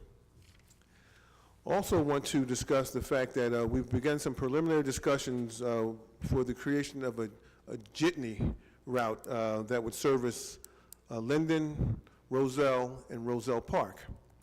Some of the advantages of having a jitney route would it would allow residents from all 3 towns to be able to shop and utilize the various businesses in all three towns.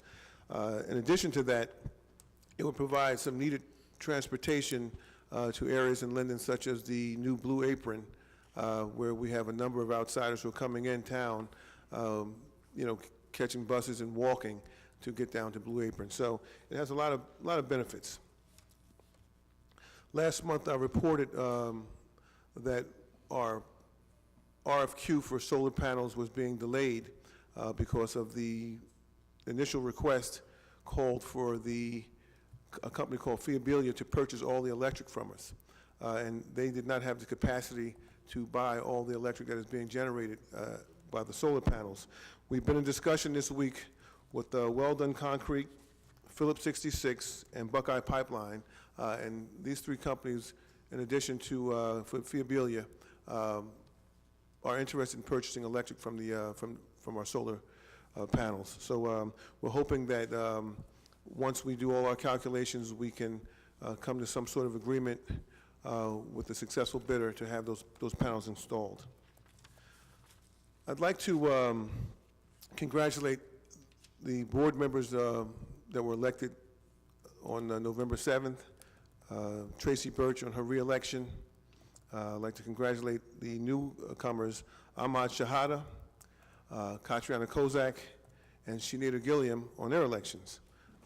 Everybody worked hard, and four were successful. The elections are something that we do in our country. It's probably the only country in the world who does it as well as we do. So we should thank anyone who participates in this process. It takes a lot of courage to put your name into the ring and run for any office. I received a number of phone calls with regards to our animal shelter. I'm sure many of you have read in the newspaper that the people who who provide the service for us have been involved in some pretty unsavory acts, and I would say they were criminal acts. I just want to assure the public that council and I are looking at all of our options with regards to have this animal shelter that we have in Linden, and we're going to do what is ever humanly possible to remedy the situation. We're going to be looking at funding. We're going to reach out to the county to see if we can have some additional funds, and I think it may be perhaps in our best interest to consider taking that function back over. I mean, obviously, we were pretty much forced into a scenario where we had to relinquish our control, but it doesn't seem like the people who are handling our animals are doing nearly as good a job as we were doing. And I know we have a lot of residents in town who have some concern with our animals and how animals are treated.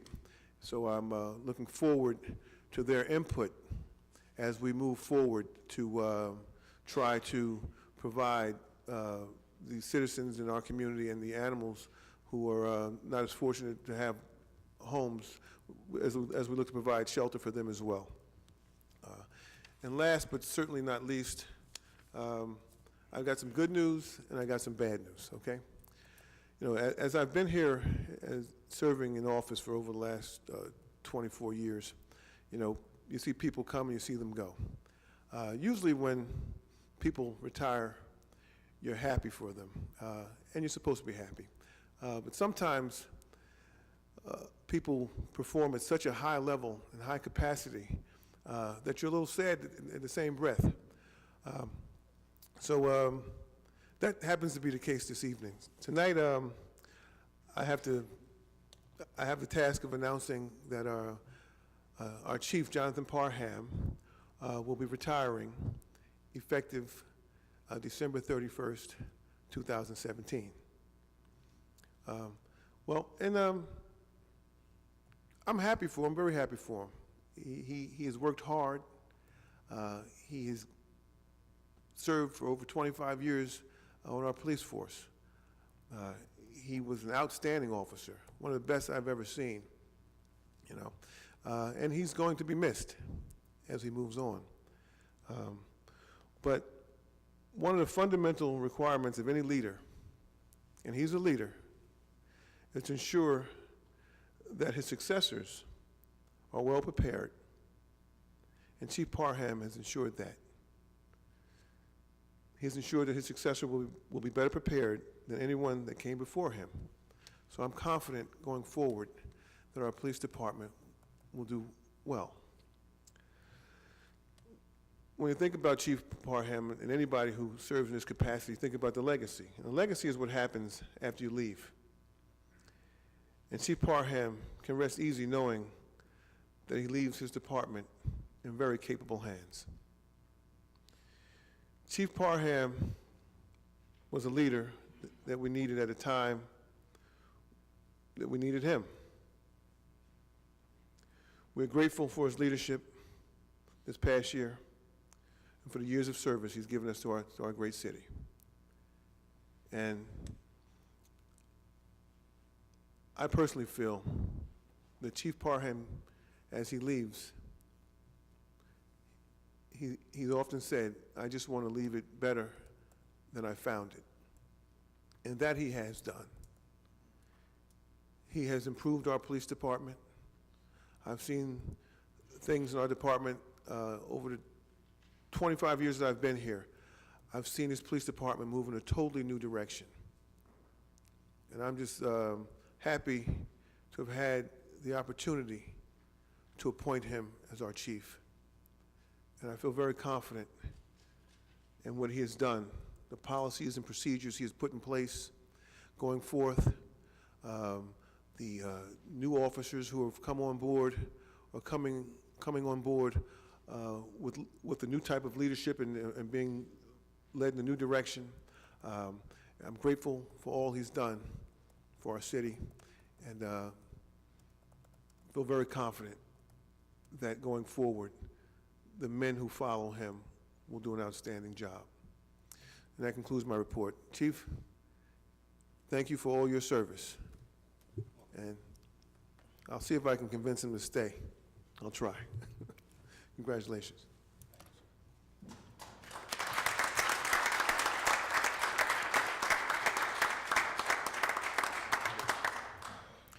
At this time, we're going to be doing resolutions 2017-365 through 2017-396. Public comments will be permitted for those specific resolutions to be removed from the consent approval. Please read the synopsis of the resolution, which have been prepared by the city clerk's office. Each is informative and self-explanatory.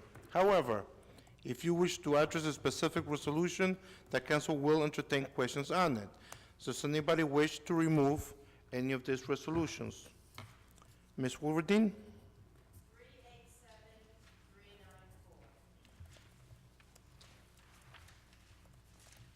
I'm sorry, 387-394? Anybody else? Ms. Kosinski? 376-385. Any, Mr. Principato? 381 and 390. Anybody else?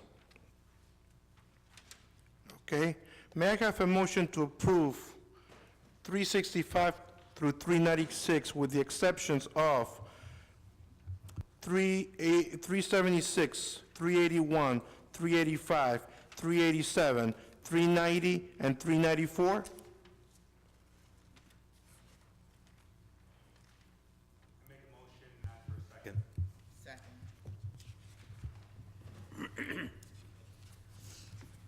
Mrs. Ormond? Yes. Javik? Yes. Brown? Yes. Crosby? Yes. Sadowski? Yes. Strano? Yes. Yemakaitis? Yes. Medina? Yes. Mr. Alvarez? Yes. Ms. Wolverine, can you come up, please?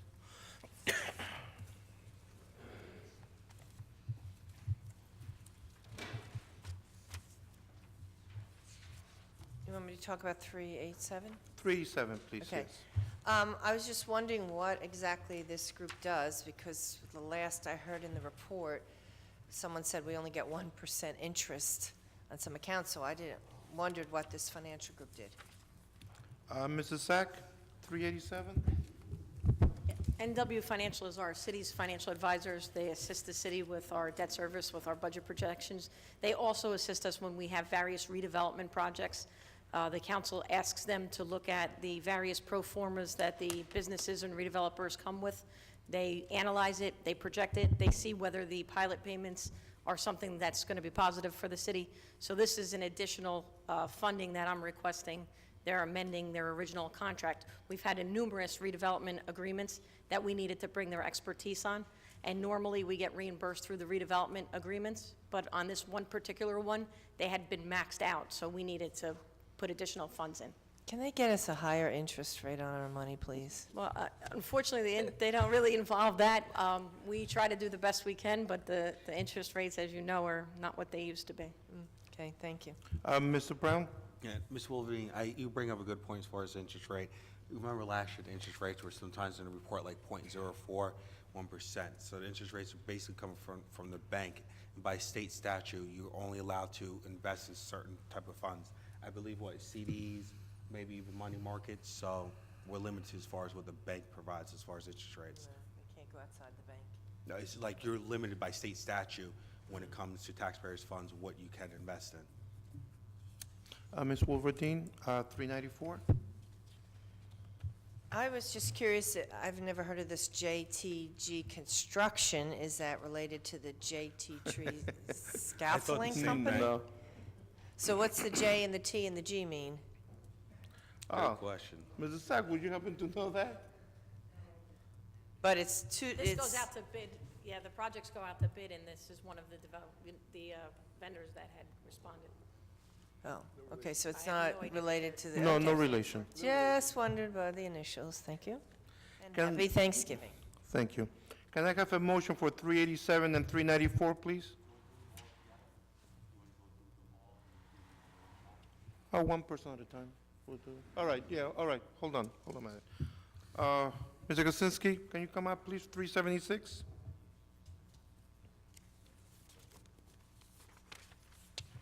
Good evening. Yeah, and 385, first of all, are they related in any way?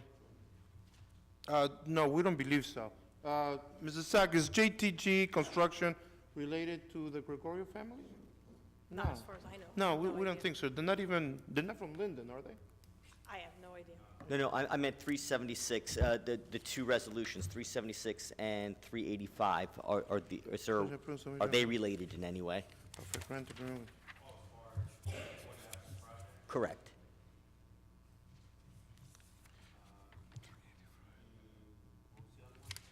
Three 376 and 385, Peter? If I may, 376 has to do, the Department of Transportation came out with a grant regarding truck traffic and controlling truck traffic in residential areas. It's a new grant this year, and our grant writers have worked with Mr. Verchik and have identified certain areas in the city. So 375 is one part of that grant, and 376 is another area of the city with another part of the grant. The 387 is, I'm sorry. 385. 385 is for the streetscape work that Pannoni Associates did overseeing the project, and this is an additional sum that Mr. Verchik has certified as due them. Okay, thank you. Thank you, sir. And Mr. Principato, 381?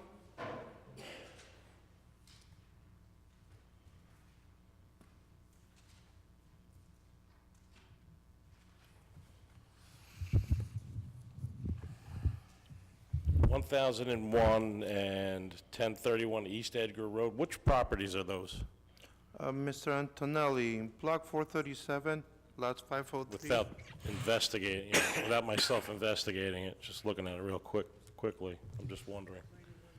I'm not sure what properties they are with regard to the address. However, this is the first step in the process to determine whether or not this property or this area is an area in need of redevelopment. I do know that this is being done with the consent of the property owner. Does anybody know what properties they are? Council President, can I respond? Yes. I believe we discussed this. This is the corner of Route 1 and South Style Street. That would be the Cantor? That's the west side. Tell them.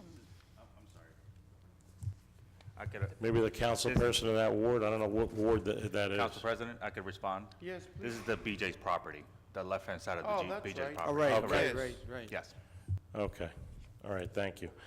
And 390, Mr. Principado? What exactly does this mean? Working conditions being amended? Mr. Roth, Article 13? Is that the city personnel policy? It's the city's personnel policy, and what we're doing is we're making an amendment that deals with people who work from home after approval from the department head and the council. So we have people that work for the city of Linden that work from home? On occasion, if people have to work from home, yes. I know department heads do it all the time. But the department heads, do they get overtime for that? Department These heads are people, the people exempt. that work from home? Department heads are exempt. I know department heads don't get overtime, I know that. But the people we're talking about in this particular resolution, do they get overtime for working at home? If they are not exempt employees, yes, they would get overtime. So that applies to this? It applies to, that's from Mr. Principato, it applies to all city employees. The policy is being changed to curtail the process. Okay, Well, to manage it. It's to manage it, to cut it out, to manage it. manage it. Okay. Councilwoman Cosby, you got a saying on this? I totally 100% disagree with managing the ability to work from home. You can't work from home. You're a fireman. Your job is to be at the firehouse when you're supposed to be there. With the exception of department heads in public safety and the computer division, those folks who already are getting stipends for on-call pay or to work after hours and whatnot, those are the only people who should ever, if ever, have access to work from home. And this policy is being put in place, as Mr. Roth said, to manage it, which means that in the future, if Joey wants to say, I'm not coming in, the manager's going to say, okay, Joey, I'm going to let the council approve you to work from home. That's, in my opinion, unacceptable. We don't have a work from home type of business.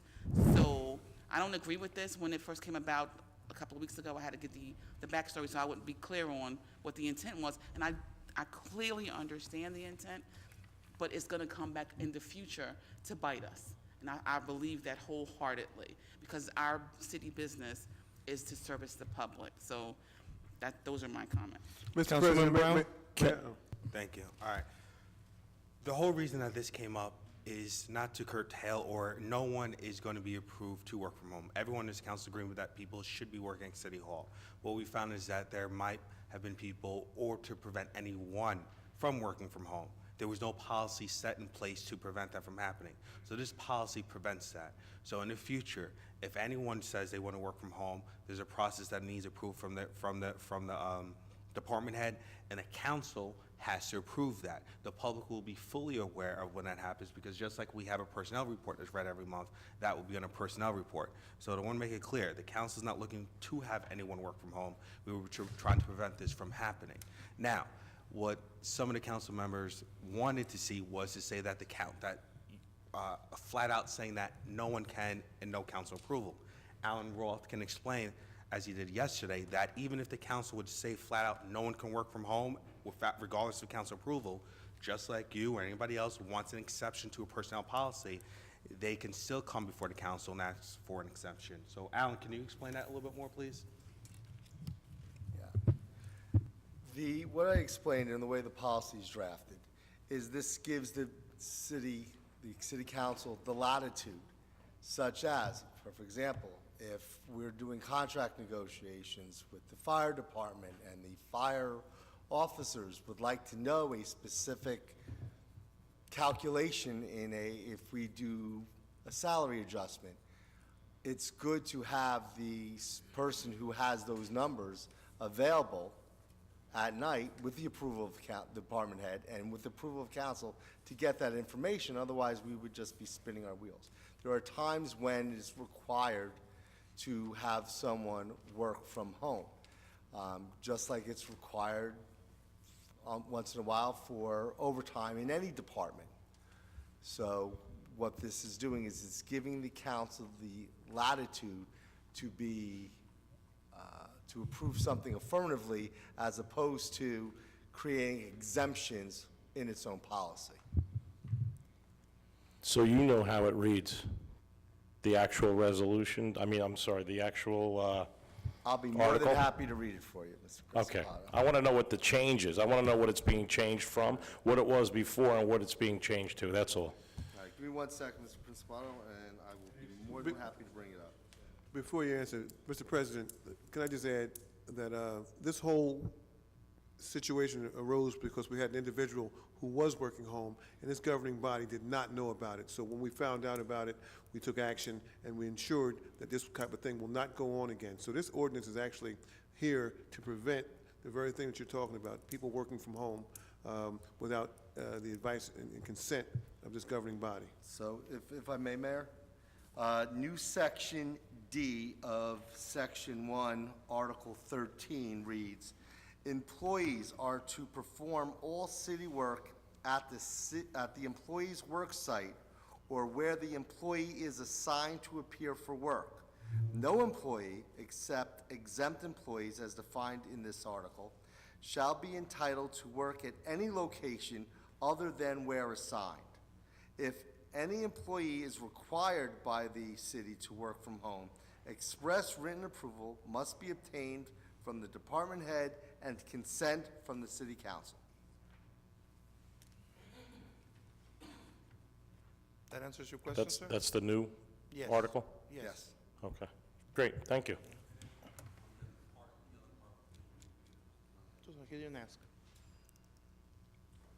May I have a motion for 387, 394, 376, 385, 381, and 390, please?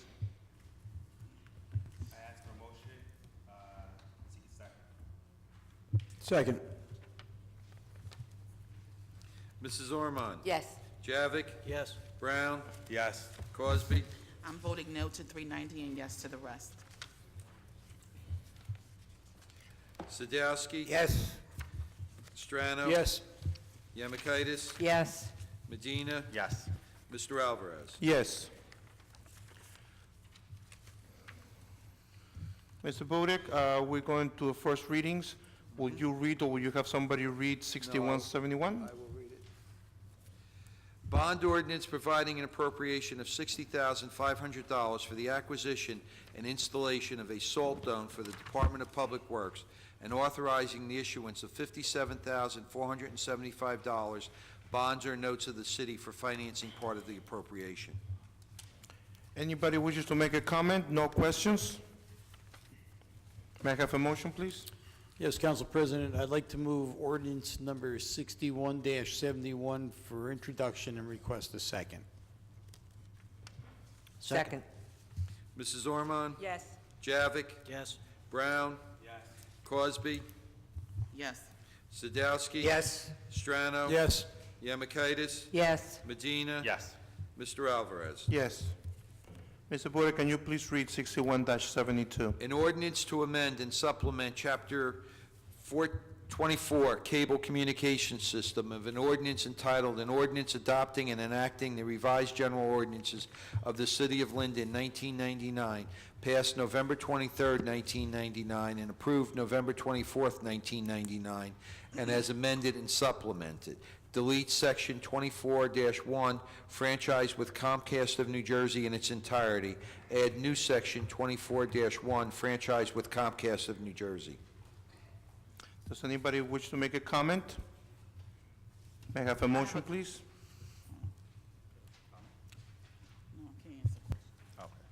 Yes, Council President, I'll make a motion for the introduction of ordinance 61-72 and ask for a second. Second. Mrs. Ormond? Yes. Javik? Yes. Brown? Cosby? Yes. Sadowski? Yes. Strano? Yes. Yemakaitis? Yes. Medina? Yes. Mr. Alvarez? Yes. Mr. Porter, can you please read 61-73? An ordinance amending Ordinance 61-54, ordinances of the City of Linden, vacating the perpetual easement reserved for the benefit of public utility companies on a portion of Lombard Street pursuant to NJSA 40:67-1 its sequence. Does anybody want to make a comment on this ordinance? May I have a motion, please? Council President, I make a motion to introduce ordinance number 6173 and ask for a second, please. Second. Mrs. Ormond? Yes. Javik? Yes. Brown? Yes. Cosby? Yes. Sadowski? Yes. Strano? Yes. Yemakaitis? Yes. Medina? Yes. Mr. Alvarez? Yes. Mr. Porter, can you please read 6174? An ordinance to amend and supplement Chapter 2, Administration of an ordinance entitled, An Ordinance Adopting and Enacting the Revised General Ordinances of the City of Linden, 1999, passed November 23, 1999, and approved November 24, 1999, and as amended and supplemented. Delete Section 2-66.2, Membership. Add Section 2-66.2, Membership. Does anybody want to make a comment on this ordinance? May I have a motion, please? I move ordinance 61-74 and request a second. Second. Mrs. Ormond? Yes. Javik? Yes. Brown? Yes. Cosby? Yes. Sadowski? Yes. Strano? Yes. Yemakaitis? Yes. Medina? Yes. Mr. Alvarez? Yes. Mr. Porter, can you please read 6175? An ordinance to amend and supplement Chapter 7, Traffic of an ordinance entitled, An Ordinance Adopting and Enacting the Revised General Ordinances of the City of Linden, 1999, passed November 23, 1999, and approved November 24, 1999, and as amended and supplemented. 7-10, parking prohibited at all times on certain streets. Add West Elizabeth Avenue, South Side, location beginning at a point 450 feet west of North Stiles Street and continuing westerly a distance of 425 feet. Does anybody want to make a comment on this ordinance? May I have a motion, please? Council President, I'd like to move for introduction of ordinance number 6175 and ask for a second. Second. Mrs. Ormond? Yes. Javik? Yes. Brown? Cosby? Yes. Sadowski? Yes. Strano? Yes. Yemakaitis? Yes. Medina? Yes. Mr. Alvarez? Yes. Mr. Porter, can you please read 61-76? An ordinance to amend and supplement Chapter 6, Alcoholic Beverage Control, an ordinance entitled, An Ordinance Adopting and Enacting the Revised General Ordinances of the City of Linden, 1999, passed November 23, 1999, and approved November 24, 1999, and as amended and supplemented. Amending Section 6-22, delete 6-2.2, classes and maximum number of licenses, fees in its entirety. Add new section 6-2.2, classes and maximum number of license fees. Delete section 6-4.1, excluded hours of sale in its entirety. Add new section 6-4.1, excluded hours of sale. Does anybody need to make a comment on this ordinance? May I have a motion, please? Council President, I'd like to move for introduction of ordinance number 6176 and ask for a second. Second. Mrs. Ormond? Yes. Javik? Yes. Brown? Yes. Cosby? Yes. Sadowski? Yes. Strano? Yes. Yemakaitis? Yes. Medina? Yes. Mr. Alvarez? Yes. Mr. Porter, can you please read 61-77? An ordinance to amend and supplement Chapter 7, Traffic, of an ordinance entitled, An Ordinance Adopting and Enacting the Revised General Ordinances of the City of Linden, 1999, passed November 23, 1999, and approved November 24, 1999, and as amended and supplemented. 7-20, one-way streets. Add Lafayette Street, north direction, parking permitted from West Blanky Street to Knopf Street. Does anybody wish to make a comment? Can I have a motion, please? Council President, I'd like to move for introduction of ordinance number 6177 and ask for a second. Second. Mrs. Ormond? Yes. Javik? Yes. Brown? Yes. Cosby? Yes. Sadowski? Yes. Strano? Yes. Yemakaitis? Yes. Medina? Yes. Mr. Alvarez? Yes. Mr. Porter, can you please read 61-78? Bond ordinance providing an appropriation of $93,500 for acquisition of a record storage carousel in the police department and authorizing the issuance of $88,825 bonds or notes of the city for financing part of the appropriation. Does anybody wish to make a comment on this ordinance? May I have a motion, please? Council President, I'd like to move ordinance 61-78 for introduction and request a second. Second. Public signing. Mrs. Ormond? Yes. Javik? Yes. Brown? Cosby? Yes. Sadowski? Yes. Strano? Yes. Yemakaitis? Yes. Medina? Yes. Mr. Alvarez? Yes. Mr. Porter, can you please read 61-79? Yes. I'm sorry. 6179, an ordinance to amend and supplement Chapter 7, Traffic, of an ordinance entitled, an ordinance adopting and enacting the revised general ordinances of the City of Linden, 1999, passed November 23rd, 1999, and approved November 24th, 1999, and as amended and supplemented. 7-33 handicap parking regulations, 7-33.1A handicap parking on street. Delete 500 West Blanky Street on Spruce Street, number of spaces 1, location on the southwesterly sideline of Spruce Street, 74 feet more or less northwesterly from the projection of the northwesterly curb line of West Blanky Street on the side of School 8, 500 West Blanky Street for a length of 22 feet. Add 201 West 16th Street, 1 space, to a point on West 16th Street from the south curb line of Winans Avenue, continuing along the curb line of West 16th Street for 229 feet, and from that point for 33 feet on the south side of West 16th Street. Does anybody want to make a comment on this ordinance? May I have a motion, please? Council President, I'd like to move for introduction of ordinance number 6179 and ask for a second. Second.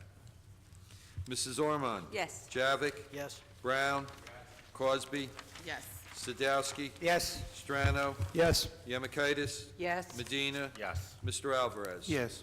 Mr. Porter, can you please read 61-80? An ordinance to amend and supplement Chapter 14, Fire Prevention and Protection of an ordinance entitled, an ordinance adopting and enacting the revised general ordinances of the City of Linden, 1999, passed November 23rd, 1999, and approved November 24th, 1999, and as amended and supplemented. Section 1, that Chapter 14, Fire Prevention and Protection shall be, and the same is hereby amended as follows. Delete Section 14-1.12 permits in its entirety. Add new Section 14-1.12 permits. Does anybody wish to make a comment?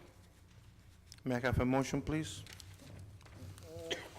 I move for ordinance 6180. Introduction. 6180 for introduction and request a second. Second. Mrs. Ormond? Yes. Javik? Yes. Brown? Cosby? Yes. Sadowski? Yes. Strano? Yes. Yemakaitis? Yes. Medina? Yes. Mr. Alvarez? Yes. Mr. Porter, can you please read 61-81? An ordinance to amend an ordinance entitled, an ordinance establishing a schedule of titles, salary ranges, and regulations for maintaining the classification and salary standardization plan of all employees of the City of Linden, passed August 15th, 1995, and approved August 16th, 1995. Add Section 1, Schedule 4-LL-6. Does anybody wish to make a comment? May I have a motion, please? Council President, I'd like to move for introduction of ordinance number 6181 and ask for a second. Second. Mrs. Ormond? Yes. Javik? Yes. Brown? Cosby? Yes. Sadowski? Yes. Strano? Yes. Yemakaitis? Yes. Medina? Yes. Mr. Alvarez? Yes. Mr. Porter, can you please read 61-83? 82. Oh, we just did 82, didn't we? No, 81. All right, 82, please.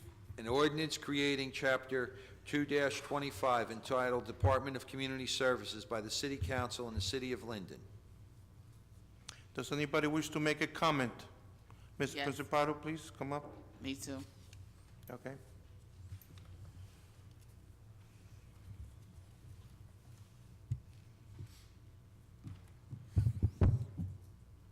This is deja vu all over again.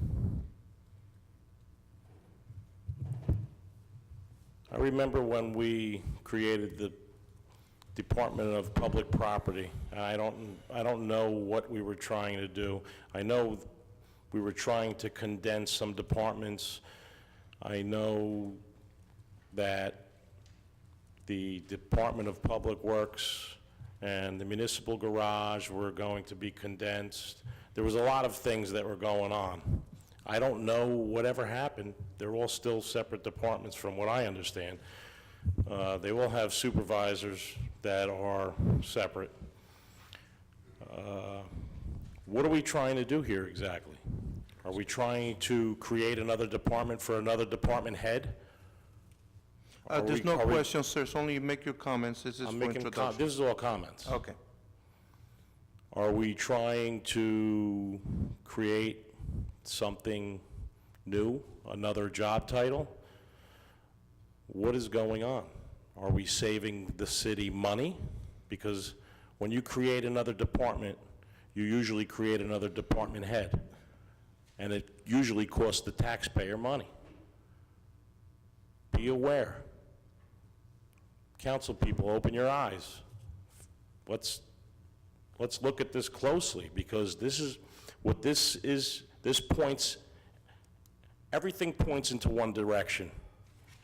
It points to, we're going to create another job, and we're going to not save the taxpayers money, but we're going to cost the taxpayers more money. I hope I made my point. Thank you, sir. Councilwoman Cosby, no questions, just comments? Yeah, no, I'm just going to piggyback off of Mr. Principato's points. We are creating a department, and I'm not sure why we are in such a hurry, because we had our caucus, and, you know, some of us wanted to wait and to actually take and make it more efficient. So make the whole process a little bit more efficient so that we could share services between, you know, different divisions that are currently now together and will not be together once this ordinance is passed. We're actually essentially creating a position. There's already a candidate who has been selected for the job. I learned that last night, and the job has never been posted. So we advertised for a specific position, and we're not hiring for that position. I mean, I get it, you can transfer skills and make the job, you know, skills transferable, but you can't recreate that opportunity for Linden residents who were not allowed to apply for this new position that we're going to be voting to introduce the ordinance to tonight. So transparency is one thing that I have always said that I was going to work for, and I will not compromise my integrity. So I'm not going to support these two ordinances to create the position for someone who's already been selected, and the position hasn't even been advertised. So those are my comments. Councilman Brown? Thank you. All right, misinformation again. We're not creating a separate department, John. The thing is, we have three separate departments. You have a Department of Engineering, Public Works, and then Public Property Recreation is one in itself. We're taking two departments, piggybacking off the model that the county has, taking Public Works and Engineering and merging it into one department. So in essential, you're getting rid of one department. As far as creating a new position, we're not creating a new position. We're renaming the title of that department. If you remember, Public Works has always had a department, a superintendent of Public Works. We have not had one in a number of years. So John, it's not a matter of saving the city money, it's a matter of making the city run more efficiently. And if you would like to go over the budget, we can go over the budget anytime. I can show you many ways where we've saved millions of dollars with the city. So it's a matter of making Public Works run more efficiently, because the people here on council, as well as the mayor, gets a number of complaints from residents ranging from garbage not being picked up, leaves not being picked up, and things of this nature. So what Ralph and other people have done here, Councilman Strano, have taken their maybe over a year, to see how we can make Public Works run more efficiently for the benefit of taxpayers. And the position, again, we have to have a superintendent of Public Works, which the city of Linden has always had for a number of years. So all we're doing is refilling that position and changing the title of the person who's going to be running that, so that we can take two departments and merge it into one. Therefore, saving taxpayers money rather than having two separate departments and being more efficient. No questions, sir, it's just comments. So may I have a motion, please? Council President, I'd like to move for introduction of ordinance number 6182 and ask for a second. Second. Mrs. Ormond? Yes. Javik? Yes. Brown? Yes. Cosby? No. Sadowski? Yes. Strano? Yes. Yemakaitis? Yes. Medina? Yes. Mr. Alvarez? Yes. Mr. Porter, can you please read 61-83? An ordinance to amend an ordinance entitled, an ordinance establishing a schedule of titles, salary ranges, and regulations for maintaining the classification and salary standardization plan for all employees of the City of Linden, passed August 15, 1995, and approved August 16, 1995. Section 1, add Schedule 4-JJ-S. Anybody wish to make any comments? May I have a motion, please? Council President, I'd like to move for introduction of ordinance number 6183 and ask for a second. I'll second that, but the schedule is 4-JJ-5 according to my agenda. I stand corrected. Thank you. Mrs. Ormond? Yes. Javik? Yes. Brown? Cosby? No. Sadowski? Yes. Strano? Yes. Yemakaitis? Yes. Medina? Yes. Mr. Alvarez? Yes. Mr. Porter, can you please read 61-84? An ordinance to amend and supplement Chapter 7, Traffic, and an ordinance entitled, an ordinance adopting and enacting the revised general ordinances of the City of Linden, 1999, passed November 23, 1999, and as amended and supplement. Add to 7-14.2, no parking during school hours as follows. West 18th Street, both sides of the street, 7:30 a.m. to 4 p.m. school days between Southwood Avenue and Winans Avenue. Does anybody want to make a comment? May I have a motion, please? As Council President, I'd like to move ordinance number 61-84 for introduction and then request a second. Second. Mrs. Ormond? Yes. Javik? Yes. Brown? Cosby? Yes. Sadowski? Yes. Strano? Yes. Yemakaitis? Yes. Medina? Yes. Mr. Alvarez? Yes.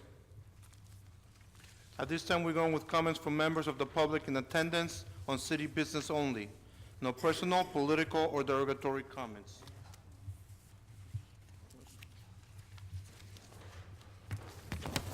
And it will not exceed 5 minutes. Can I please have A. Fernandez? Okay.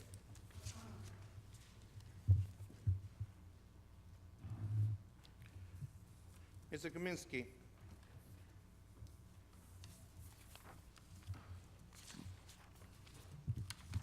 Good evening again, and wishing you all the best in this holiday season, warm, prosperous, and healthy holiday season to come. I want to bring up Route 109, Park Avenue, and the intersection there. Very dangerous one. I've read recently there have been some pretty serious accidents. I know it used to be a camera location. I myself was almost nailed twice in the last couple of weeks. I travel that corridor several times a day. So I don't know, has the perception just wrong, or has there been a spike in accidents there? If so, is there any consideration to maybe bringing back a camera? Because again, maybe my perception's wrong, but it seemed like things were a little bit better when the camera was eyed on that intersection. And like I said, been some pretty horrific things going on there. So just put that out there to chew on for a little bit. Looking backwards for a moment, if I may, again, sometimes things really get you so emotionally or you're conscious that you have to just comment on them. I know some folks commented on it 2 months ago and last month. And that's the settlement that the town of Linden, that the city of Linden made regarding what our old judge did. Again, I don't want to dwell on it too much. It's a very expensive lesson. I hope we take this lesson and learn from it.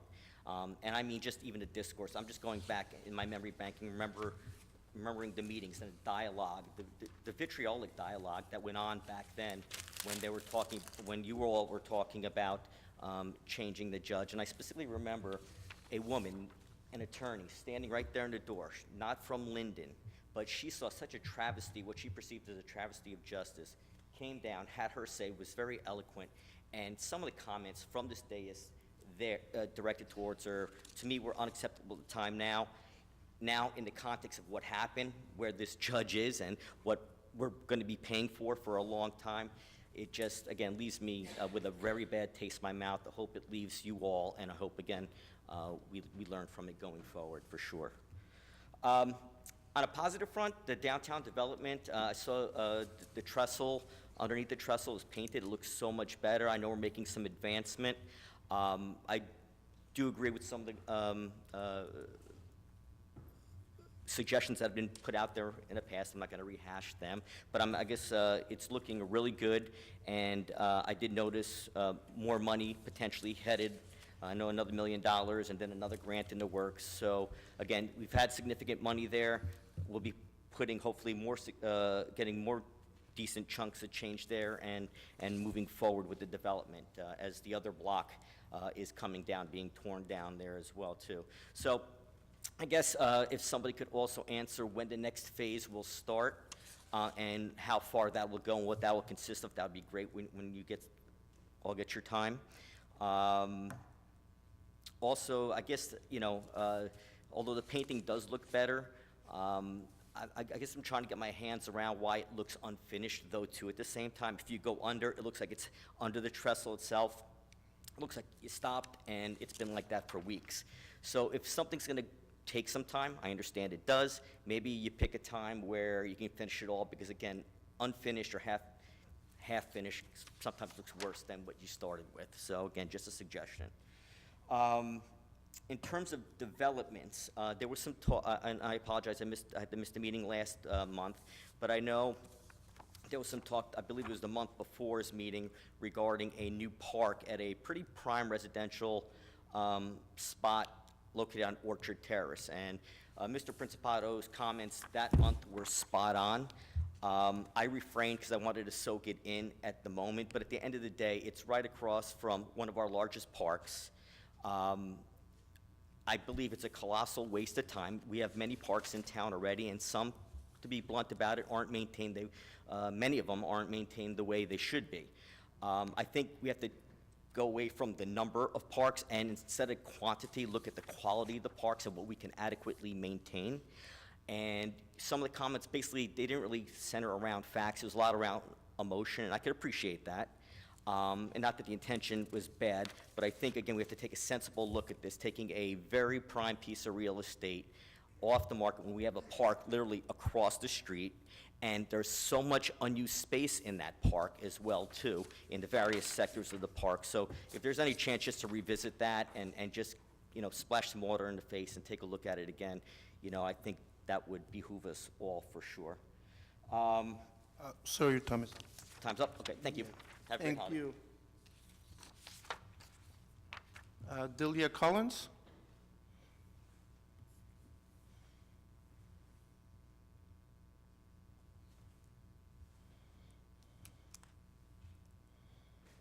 Good evening, council and mayor and officials. I am not a citizen of Linden. I am a resident of Clark. I have worked with different people in Linden regarding the animal welfare community, and I was here when Mayor Garabunko was involved in the Linden shelter, and when it was deemed by the Department of Health and stopped working. I have an 18-page report here regarding the Associated Humane. It was a 3-hour follow-up by the Department of Health for the state of New Jersey, the city of Newark, and the New Jersey SPCA. I'm not going to take up your time and read everything here, but there were corrections made. There are still things that need to be improved. And according to this report, it states that the facility remains in non-compliance and a license for a current year cannot be issued. And it says that it has to have a satisfactory certificate of inspection. There were issues with animals being held in the basements of the facility with no light, no exercise. Cats were kept in non-isolation areas where communicable diseases could be spread among the animals.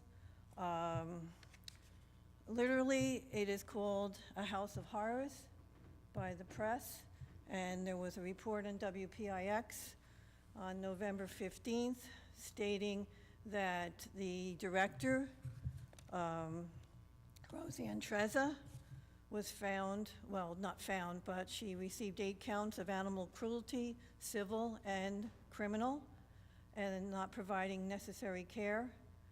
And this has been going on since the 1980s. I was involved with People for Animals for several years, and I've been involved in many welfare organizations through Union County. I attended my town meeting last night with Clark. Our mayor may bring this up at a meeting with the different townships, a possibility of having the county become involved. 35 years ago, we met with Sheriff Froelich, and we tried to establish a county shelter. It was rejected by many towns because nobody wants an animal shelter. They had originally picked out property in Linden where the detention youth center is, and the youth center was built instead. Unfortunately, world events happened on 9/11. Different items came up within the county, and this was put on the back burner. We are trying to get a group together of Union County residents living in Clark, Fanwood, Hillside, Linden, Plainfield, Roselle, and Winfield to meet with the freeholders and try and get this on a county-wide basis so that one municipality doesn't bear the expense. I don't know if I'm properly addressing the mayor at this time on his comments, but back when the shelter was on Range Road, it was worse than Newark. We were there, Clark used it, Linden used it, of course, Roselle. Animals were set free in the lot. Animals were euthanized without being weighed. So I don't want to bring up old business. I want to move forward. And I read an article just now from 2015 that Mayor Armstead had said that he was going to be forming a committee back in 2015. And I hope in 2017 that you do form this committee and let other people become involved. And hopefully the animals of Union County and Linden will prosper in 2018 and beyond. If you have a chance, this is public record. It was done by Colin Campbell. He is part of the Department of Health in the state of New Jersey. And it was a report, and it was an inspection that went from 10 a.m. to 2:45 p.m., so that was a 5-hour inspection done by these qualified individuals. And that's all I have to say. And I hope that the county can come in, the towns can work together and get this situation in Union County. Over millions of dollars have been spent to Associated Humane. And if you look at the WPIX film, it is truly a house of horrors. Thank you. Thank you, ma'am. Ms. Lori from Cornell Drive. What's your last name, ma'am? Vijant. I am also here, good evening, council and everybody. I am also here to discuss the animal welfare of the city of Linden's animals. Recent light of the Newark AHS inspections and the deplorable conditions that our city as animals are kept in and where they have to go and the amount of money that this city spends every year to have AHS Newark provide our animal control services, I truly feel that can be spent in a much better direction. As of yesterday, Rawway, the city of Rawway announced at their council meeting that their Department of Business Administration terminated their contract with AHS Newark. They took a proactive stance for the city of Rawway's animals, and I am hoping that the city of Linden will do the same for our animals. They certainly deserve it and need it, and they don't have a voice and need somebody to speak their voice for them. Rawway right now is contracted with Animal Control Solutions out of Flemington. That might be something for Linden to possibly look into, and like I said, I am asking for the city of Linden to terminate their contract with AHS. The goal, obviously, is to have a Union County shelter built. I know the mayor said he was looking into possibly rebuilding the Linden shelter. That shelter would definitely need to be torn down completely and start from scratch. I have articles that Councilman Yamakitis was at the time the head of the Animal Control Division, and I really would like to see another committee formed, because this is a very serious issue, and animal control services are completely different from an animal shelter. Linden at that time only provided animal control services. It was a place where the ACOs picked up lost strays, etc. It was not an adoption facility. It was not a well-kept shelter. It was not. So these are all things that really need to be taken into consideration. You can actually use Woodbridge Animal Shelter as a primary example of what a phenomenal shelter looks, runs, maintains. They have an amazing volunteer base. They are sanitary, unmatched, and I'm really hoping that the city of Linden will do more for our animals. Thank you. Thank you. Mr. Principado?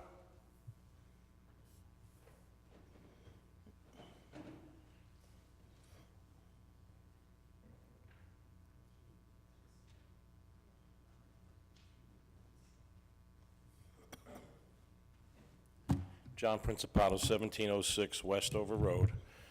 I'd like to say that I have been to that shelter, Evergreen in Newark, and it is horrible. It's horrible. I wasn't in the basement. I don't think they allowed anybody to go in the basement, but I was on the first floor, and there's sections, and there's areas where they're keeping dogs that I saw. I didn't even want to be in there, you know. And I had my children with me, and it really is sad. I do believe that Linden's Animal Shelter, I visited that years ago, and I didn't think that was that bad. It was many years ago, and I don't remember much about it. Mr. Mayor, you spoke about, when you spoke about our police chief, and I want to congratulate our police chief. He has done a tremendous job, and we're all going to be upset to see him go. But I wish him luck in his future endeavors. You mentioned policies and procedures. Policies and procedures are important, and you said that. And we, the city of Linden, has policies and procedures that should be followed. Now, I don't know who the gentleman is that we're trying to put into the building department as an inspector. I don't know him at all, I'm going to be honest. I didn't even know that that's what that was for. I had no idea about any of that. I was trying to clear that up, and I'm glad you guys cleared that up for me. And policies and procedures. A policy and a procedure is something that we need to stick to and follow. And If somebody, I've met a lot of people in the construction industry that have 30-plus years of experience, and they've been, whatever they've been doing for 30-plus years is wrong. Now, I'm not saying that this is the case with this gentleman at all. I just think that we need to follow the procedures.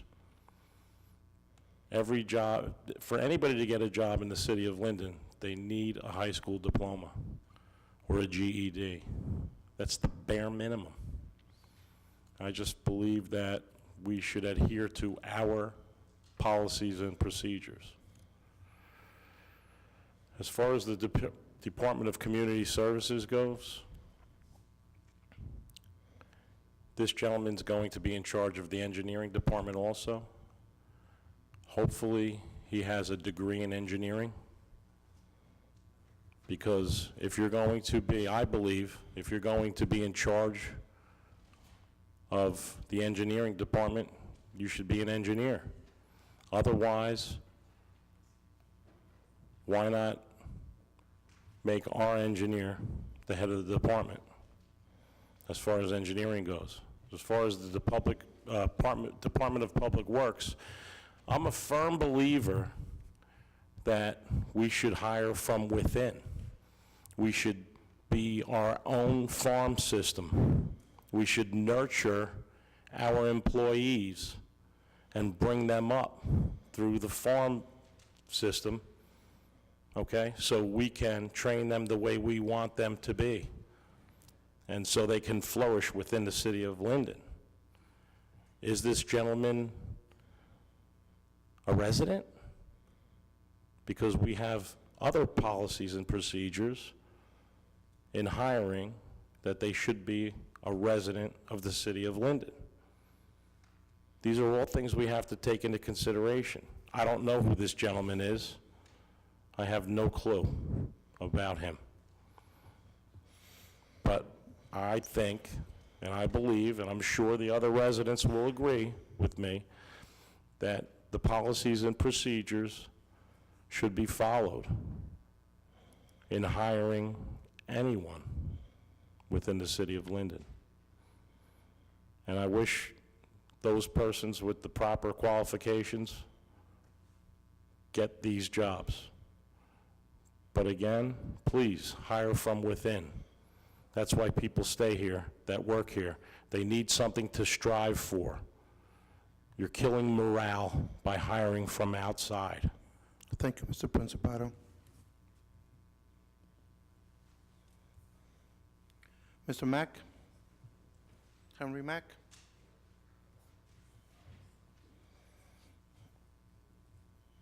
Thank you, Mr. President. City Council, to the mayor, President of City Council, members of City Council, Attorney at Law, Chief of Police. I came up here tonight on behalf of the peoples, but I was notified of 3 incidents that got past me. Number 1, the man that 35 years of plumbing, if anybody on the city council or the city, in the city hall of Linden, watch your language. If anybody in the city hall of Linden, I want you to make sure you watch your language there. Anybody in the city hall of Linden that disregard 35 years of a plumber, that's not right. Bottom line. Bottom line.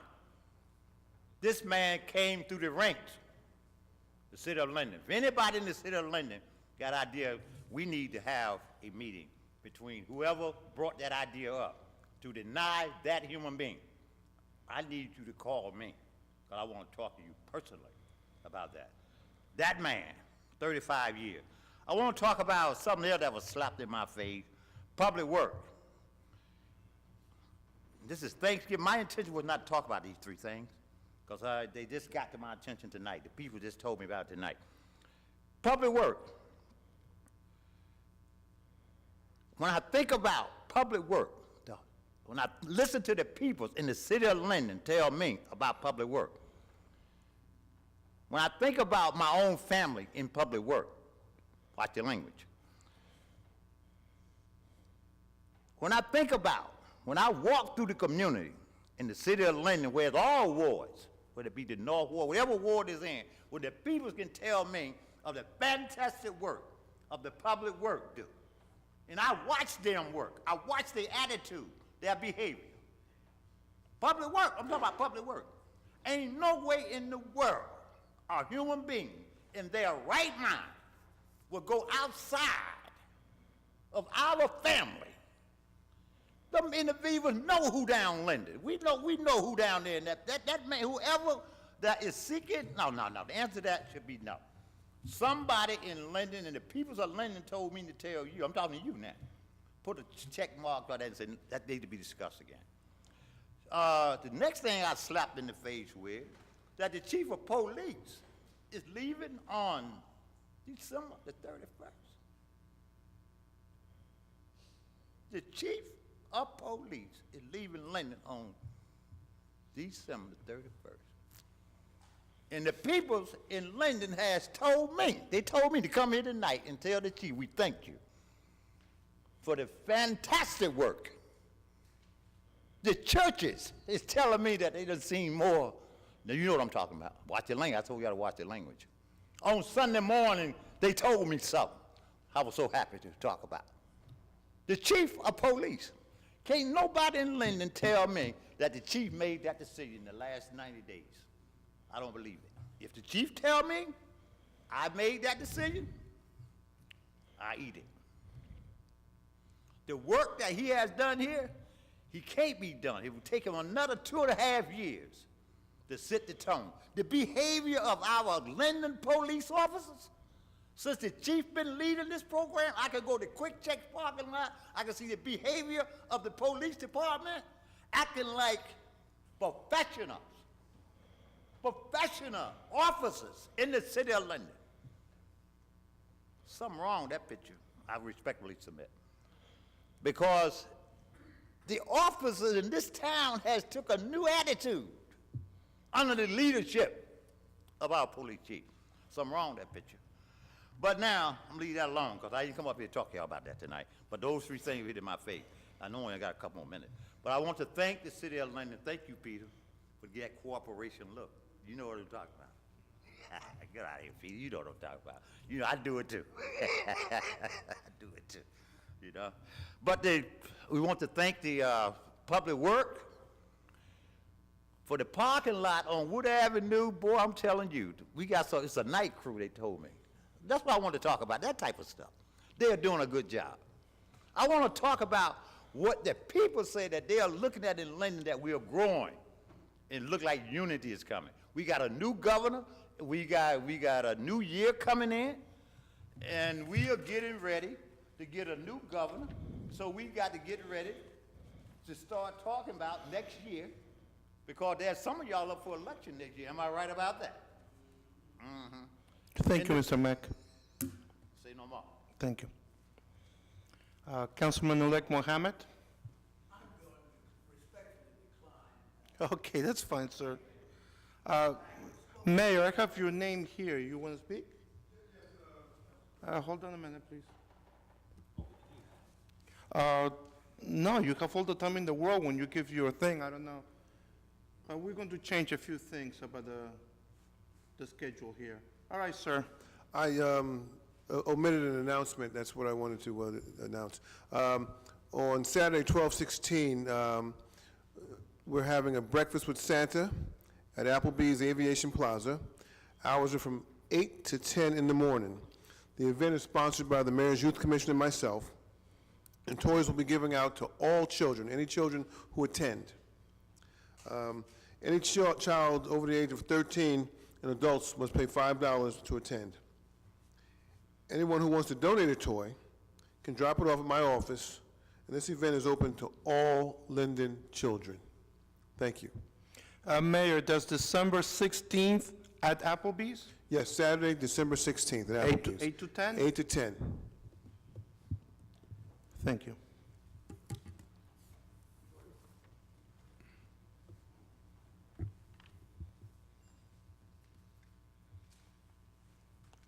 Councilman-elect Roman? Hi, guys. John Francis Roman, 15 West Linden. I just wanted to say out loud about the tree lighting. I think it was said, but I think someone might have said December 8th. It's actually December 1st. We checked that, Councilwoman Orman. Yeah, Okay, it's the first. that's just what I heard. I just wanted to make sure that that was on the record for the people at home. You know, December 1st, come out. We'll be at City Hall. Thank you, Thank you. Council President.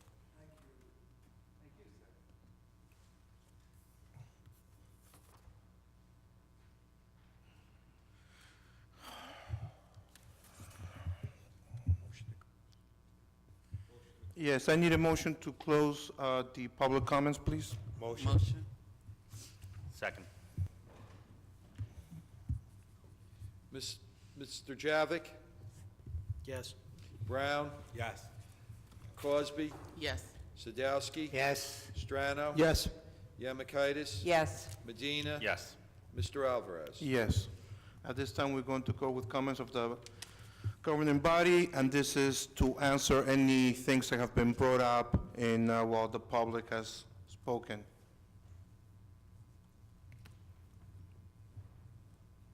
Anybody else? Oh, right here, George. Councilwoman.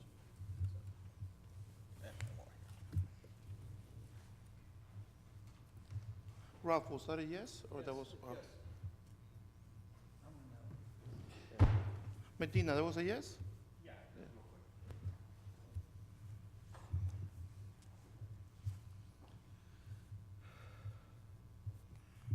Councilman Brown, you have your minute? Can I have a little extra minute, because I want to address the downtown? All right, but don't repeat I yourself. know, but I speak too fast. Okay. But I want to address one thing real quick, and Mr. Principato left. He talks and then he leaves. But one thing when it comes to hiring. Hold on a minute, Councilman Brown. Mr. Principato, do you have a minute? You got a couple of questions that's going to be answered if you want to listen? So, John, every month that you come up, or other people come up and they talk about hiring and things of this nature, you know, when you guys get the personnel report, it takes you maybe 5 minutes to read it and see what's going on. However, I want you to be aware of that whenever hiring decisions are being made, it's not a matter of the council.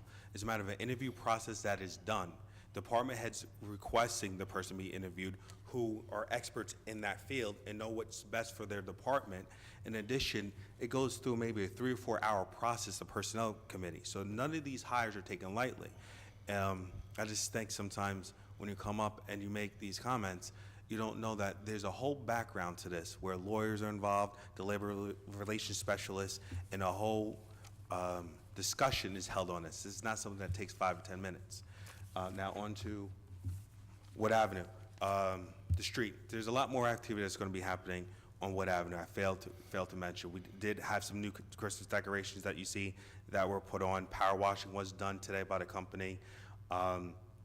If the weather holds up, by December 11th, I think it's 25 degrees or more, the length of Wood Avenue from St. George's to the highway will be paved. Some of the other things, new garbage cans, again, are going to be paid out of a grant account. Those are going to be replaced. We're looking at streetscape benches and tables that, again, next year we're hoping to have out there that Sid will partner up with us. We're going to have better lighting on Wood Avenue as well. Where we had only one light on the poles, there should be double lights on those poles as well.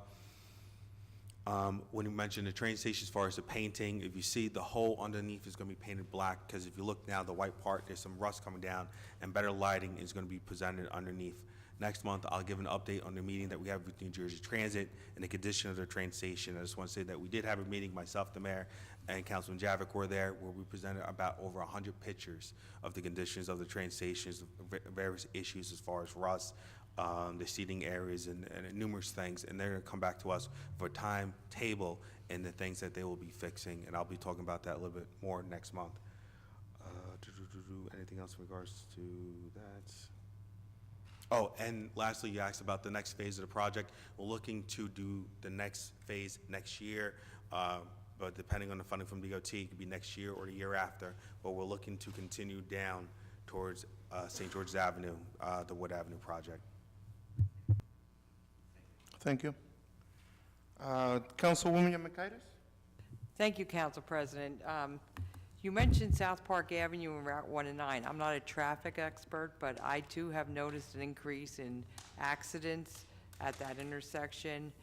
When we did have the red light camera, we did have some rear-end collisions, but now we seem to be having, from what I could see, I'm not a traffic expert or anything, but we are having an increase in really bad accidents. So I don't know, the state rolled out the red light cameras, but we do need, to explore other options at that intersection there, as well as some other intersections on 1 and 9. We do have a lot of traffic issues there, so it's something we're going to be working with the DOT on, okay? So just so you're aware of that. Also, the ladies that came up regarding the animal shelter, when immediately when we saw the news article, the mayor called me, and he is going to be setting up a meeting with the Board of Health, some of the members from the Board of Health, and I too asked if I could be part of that meeting to discuss what's going on with the Newark shelter and explore, meet with the county people to see what we could do as far as,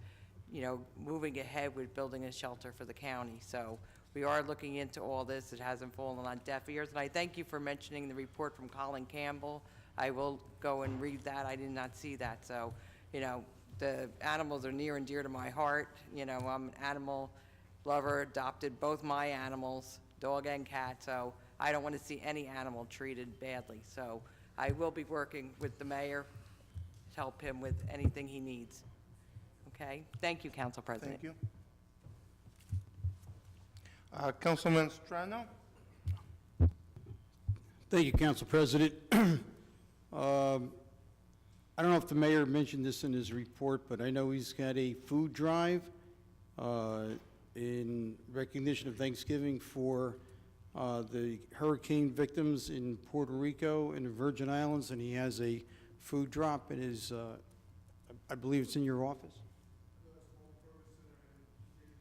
Oh, correct, all right, correct, right. So I just wanted to make that announcement publicly at this meeting that the Multipurpose Center and the JTG Center will be collecting canned goods, boxed, dried foods, and pretty much non-perishables that can be readily shipped to those people. They're still suffering. It's one of the most devastating storms in history that's ever struck those islands. That being said, I want to just jump over to the old saying about people that live in glass houses shouldn't be throwing rocks. We're talking about hiring policies and things of that nature in the city that, we're eliminating certain people, or certain people should get preferential treatment over others in the local communities. Just want to remind people that we have a policy also in the city of Linden regarding people who have been incarcerated and hired in the fire department. Absolutely. That's absolutely. Stop, enough. Thank you, Councilman, enough, that's it. Councilwoman Cosby? Mr. Principado, I apologize, but please. Councilwoman? Okay. I forgot to mention about the cancer awareness walk that we had, and we had 2 survivors walk with us, Miss Nancy and Miss Deanna, who were survivors. We collected, I believe it was $132 in donations, and so the Rashana Cosby Civic Association is going to match that, and 15% is going to go to the 5th Ward Friends for Life, American Cancer Society Relay for Life team, and then the remaining was going to go to the Linden resident who was the inspiration for the walk, Mrs. Rose Dolko. So I forgot to mention that, but I want to thank everybody who came out. And next year, we're going to do it again. It's going to be the 3rd Sunday. That's going to be our Sunday. So the 3rd Sunday in October, we're going to do cancer awareness. And we were doing it in the 5th Ward only because the terrain is decent and we're comfortable. So for now, it's going to be planned for the 5th Ward, but if anything changes, we'll definitely make that update. And I wanted to just say to Mr. Mack, yes, 2018 is coming, and we do need cooperation. And from what I'm seeing in the political arena, 2018 is the year of the woman. So I'm excited for our lieutenant governor who's going to take office, and for all the other women who are going to be leading in 2018. And that's all I had to say. Thank you, Councilwoman. Councilman Medina? Just real brief, again, Councilwoman Hickey is home, possibly with the flu and whatnot, but she's wanted to wish everyone a happy Thanksgiving. Thank you. That's it? Oh. Chief Parham? Thank you, sir. I just wanted to thank the mayor for appointing me to the position of chief over a year ago. I want to thank council for their support. It's been a very interesting year, but most of all, I want to thank the residents of the city of Linden for bringing me in years and years ago and making this feel like a community activity as opposed to a job.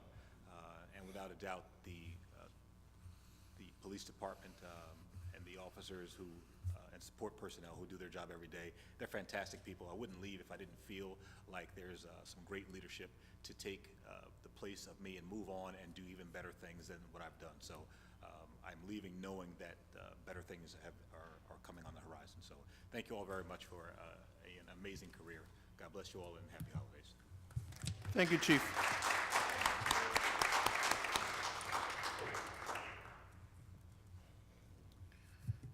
The following council meeting will be as follows. Council conference meeting Monday, December 18th, 2017, in the council conference room, City Hall 301 Northwood Avenue.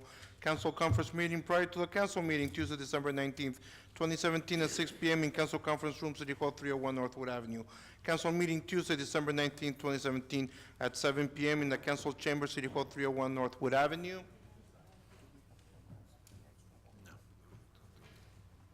At this time, I need a motion to adjourn. Motion to adjourn. Second. Mr. Javik? Yes. Brown?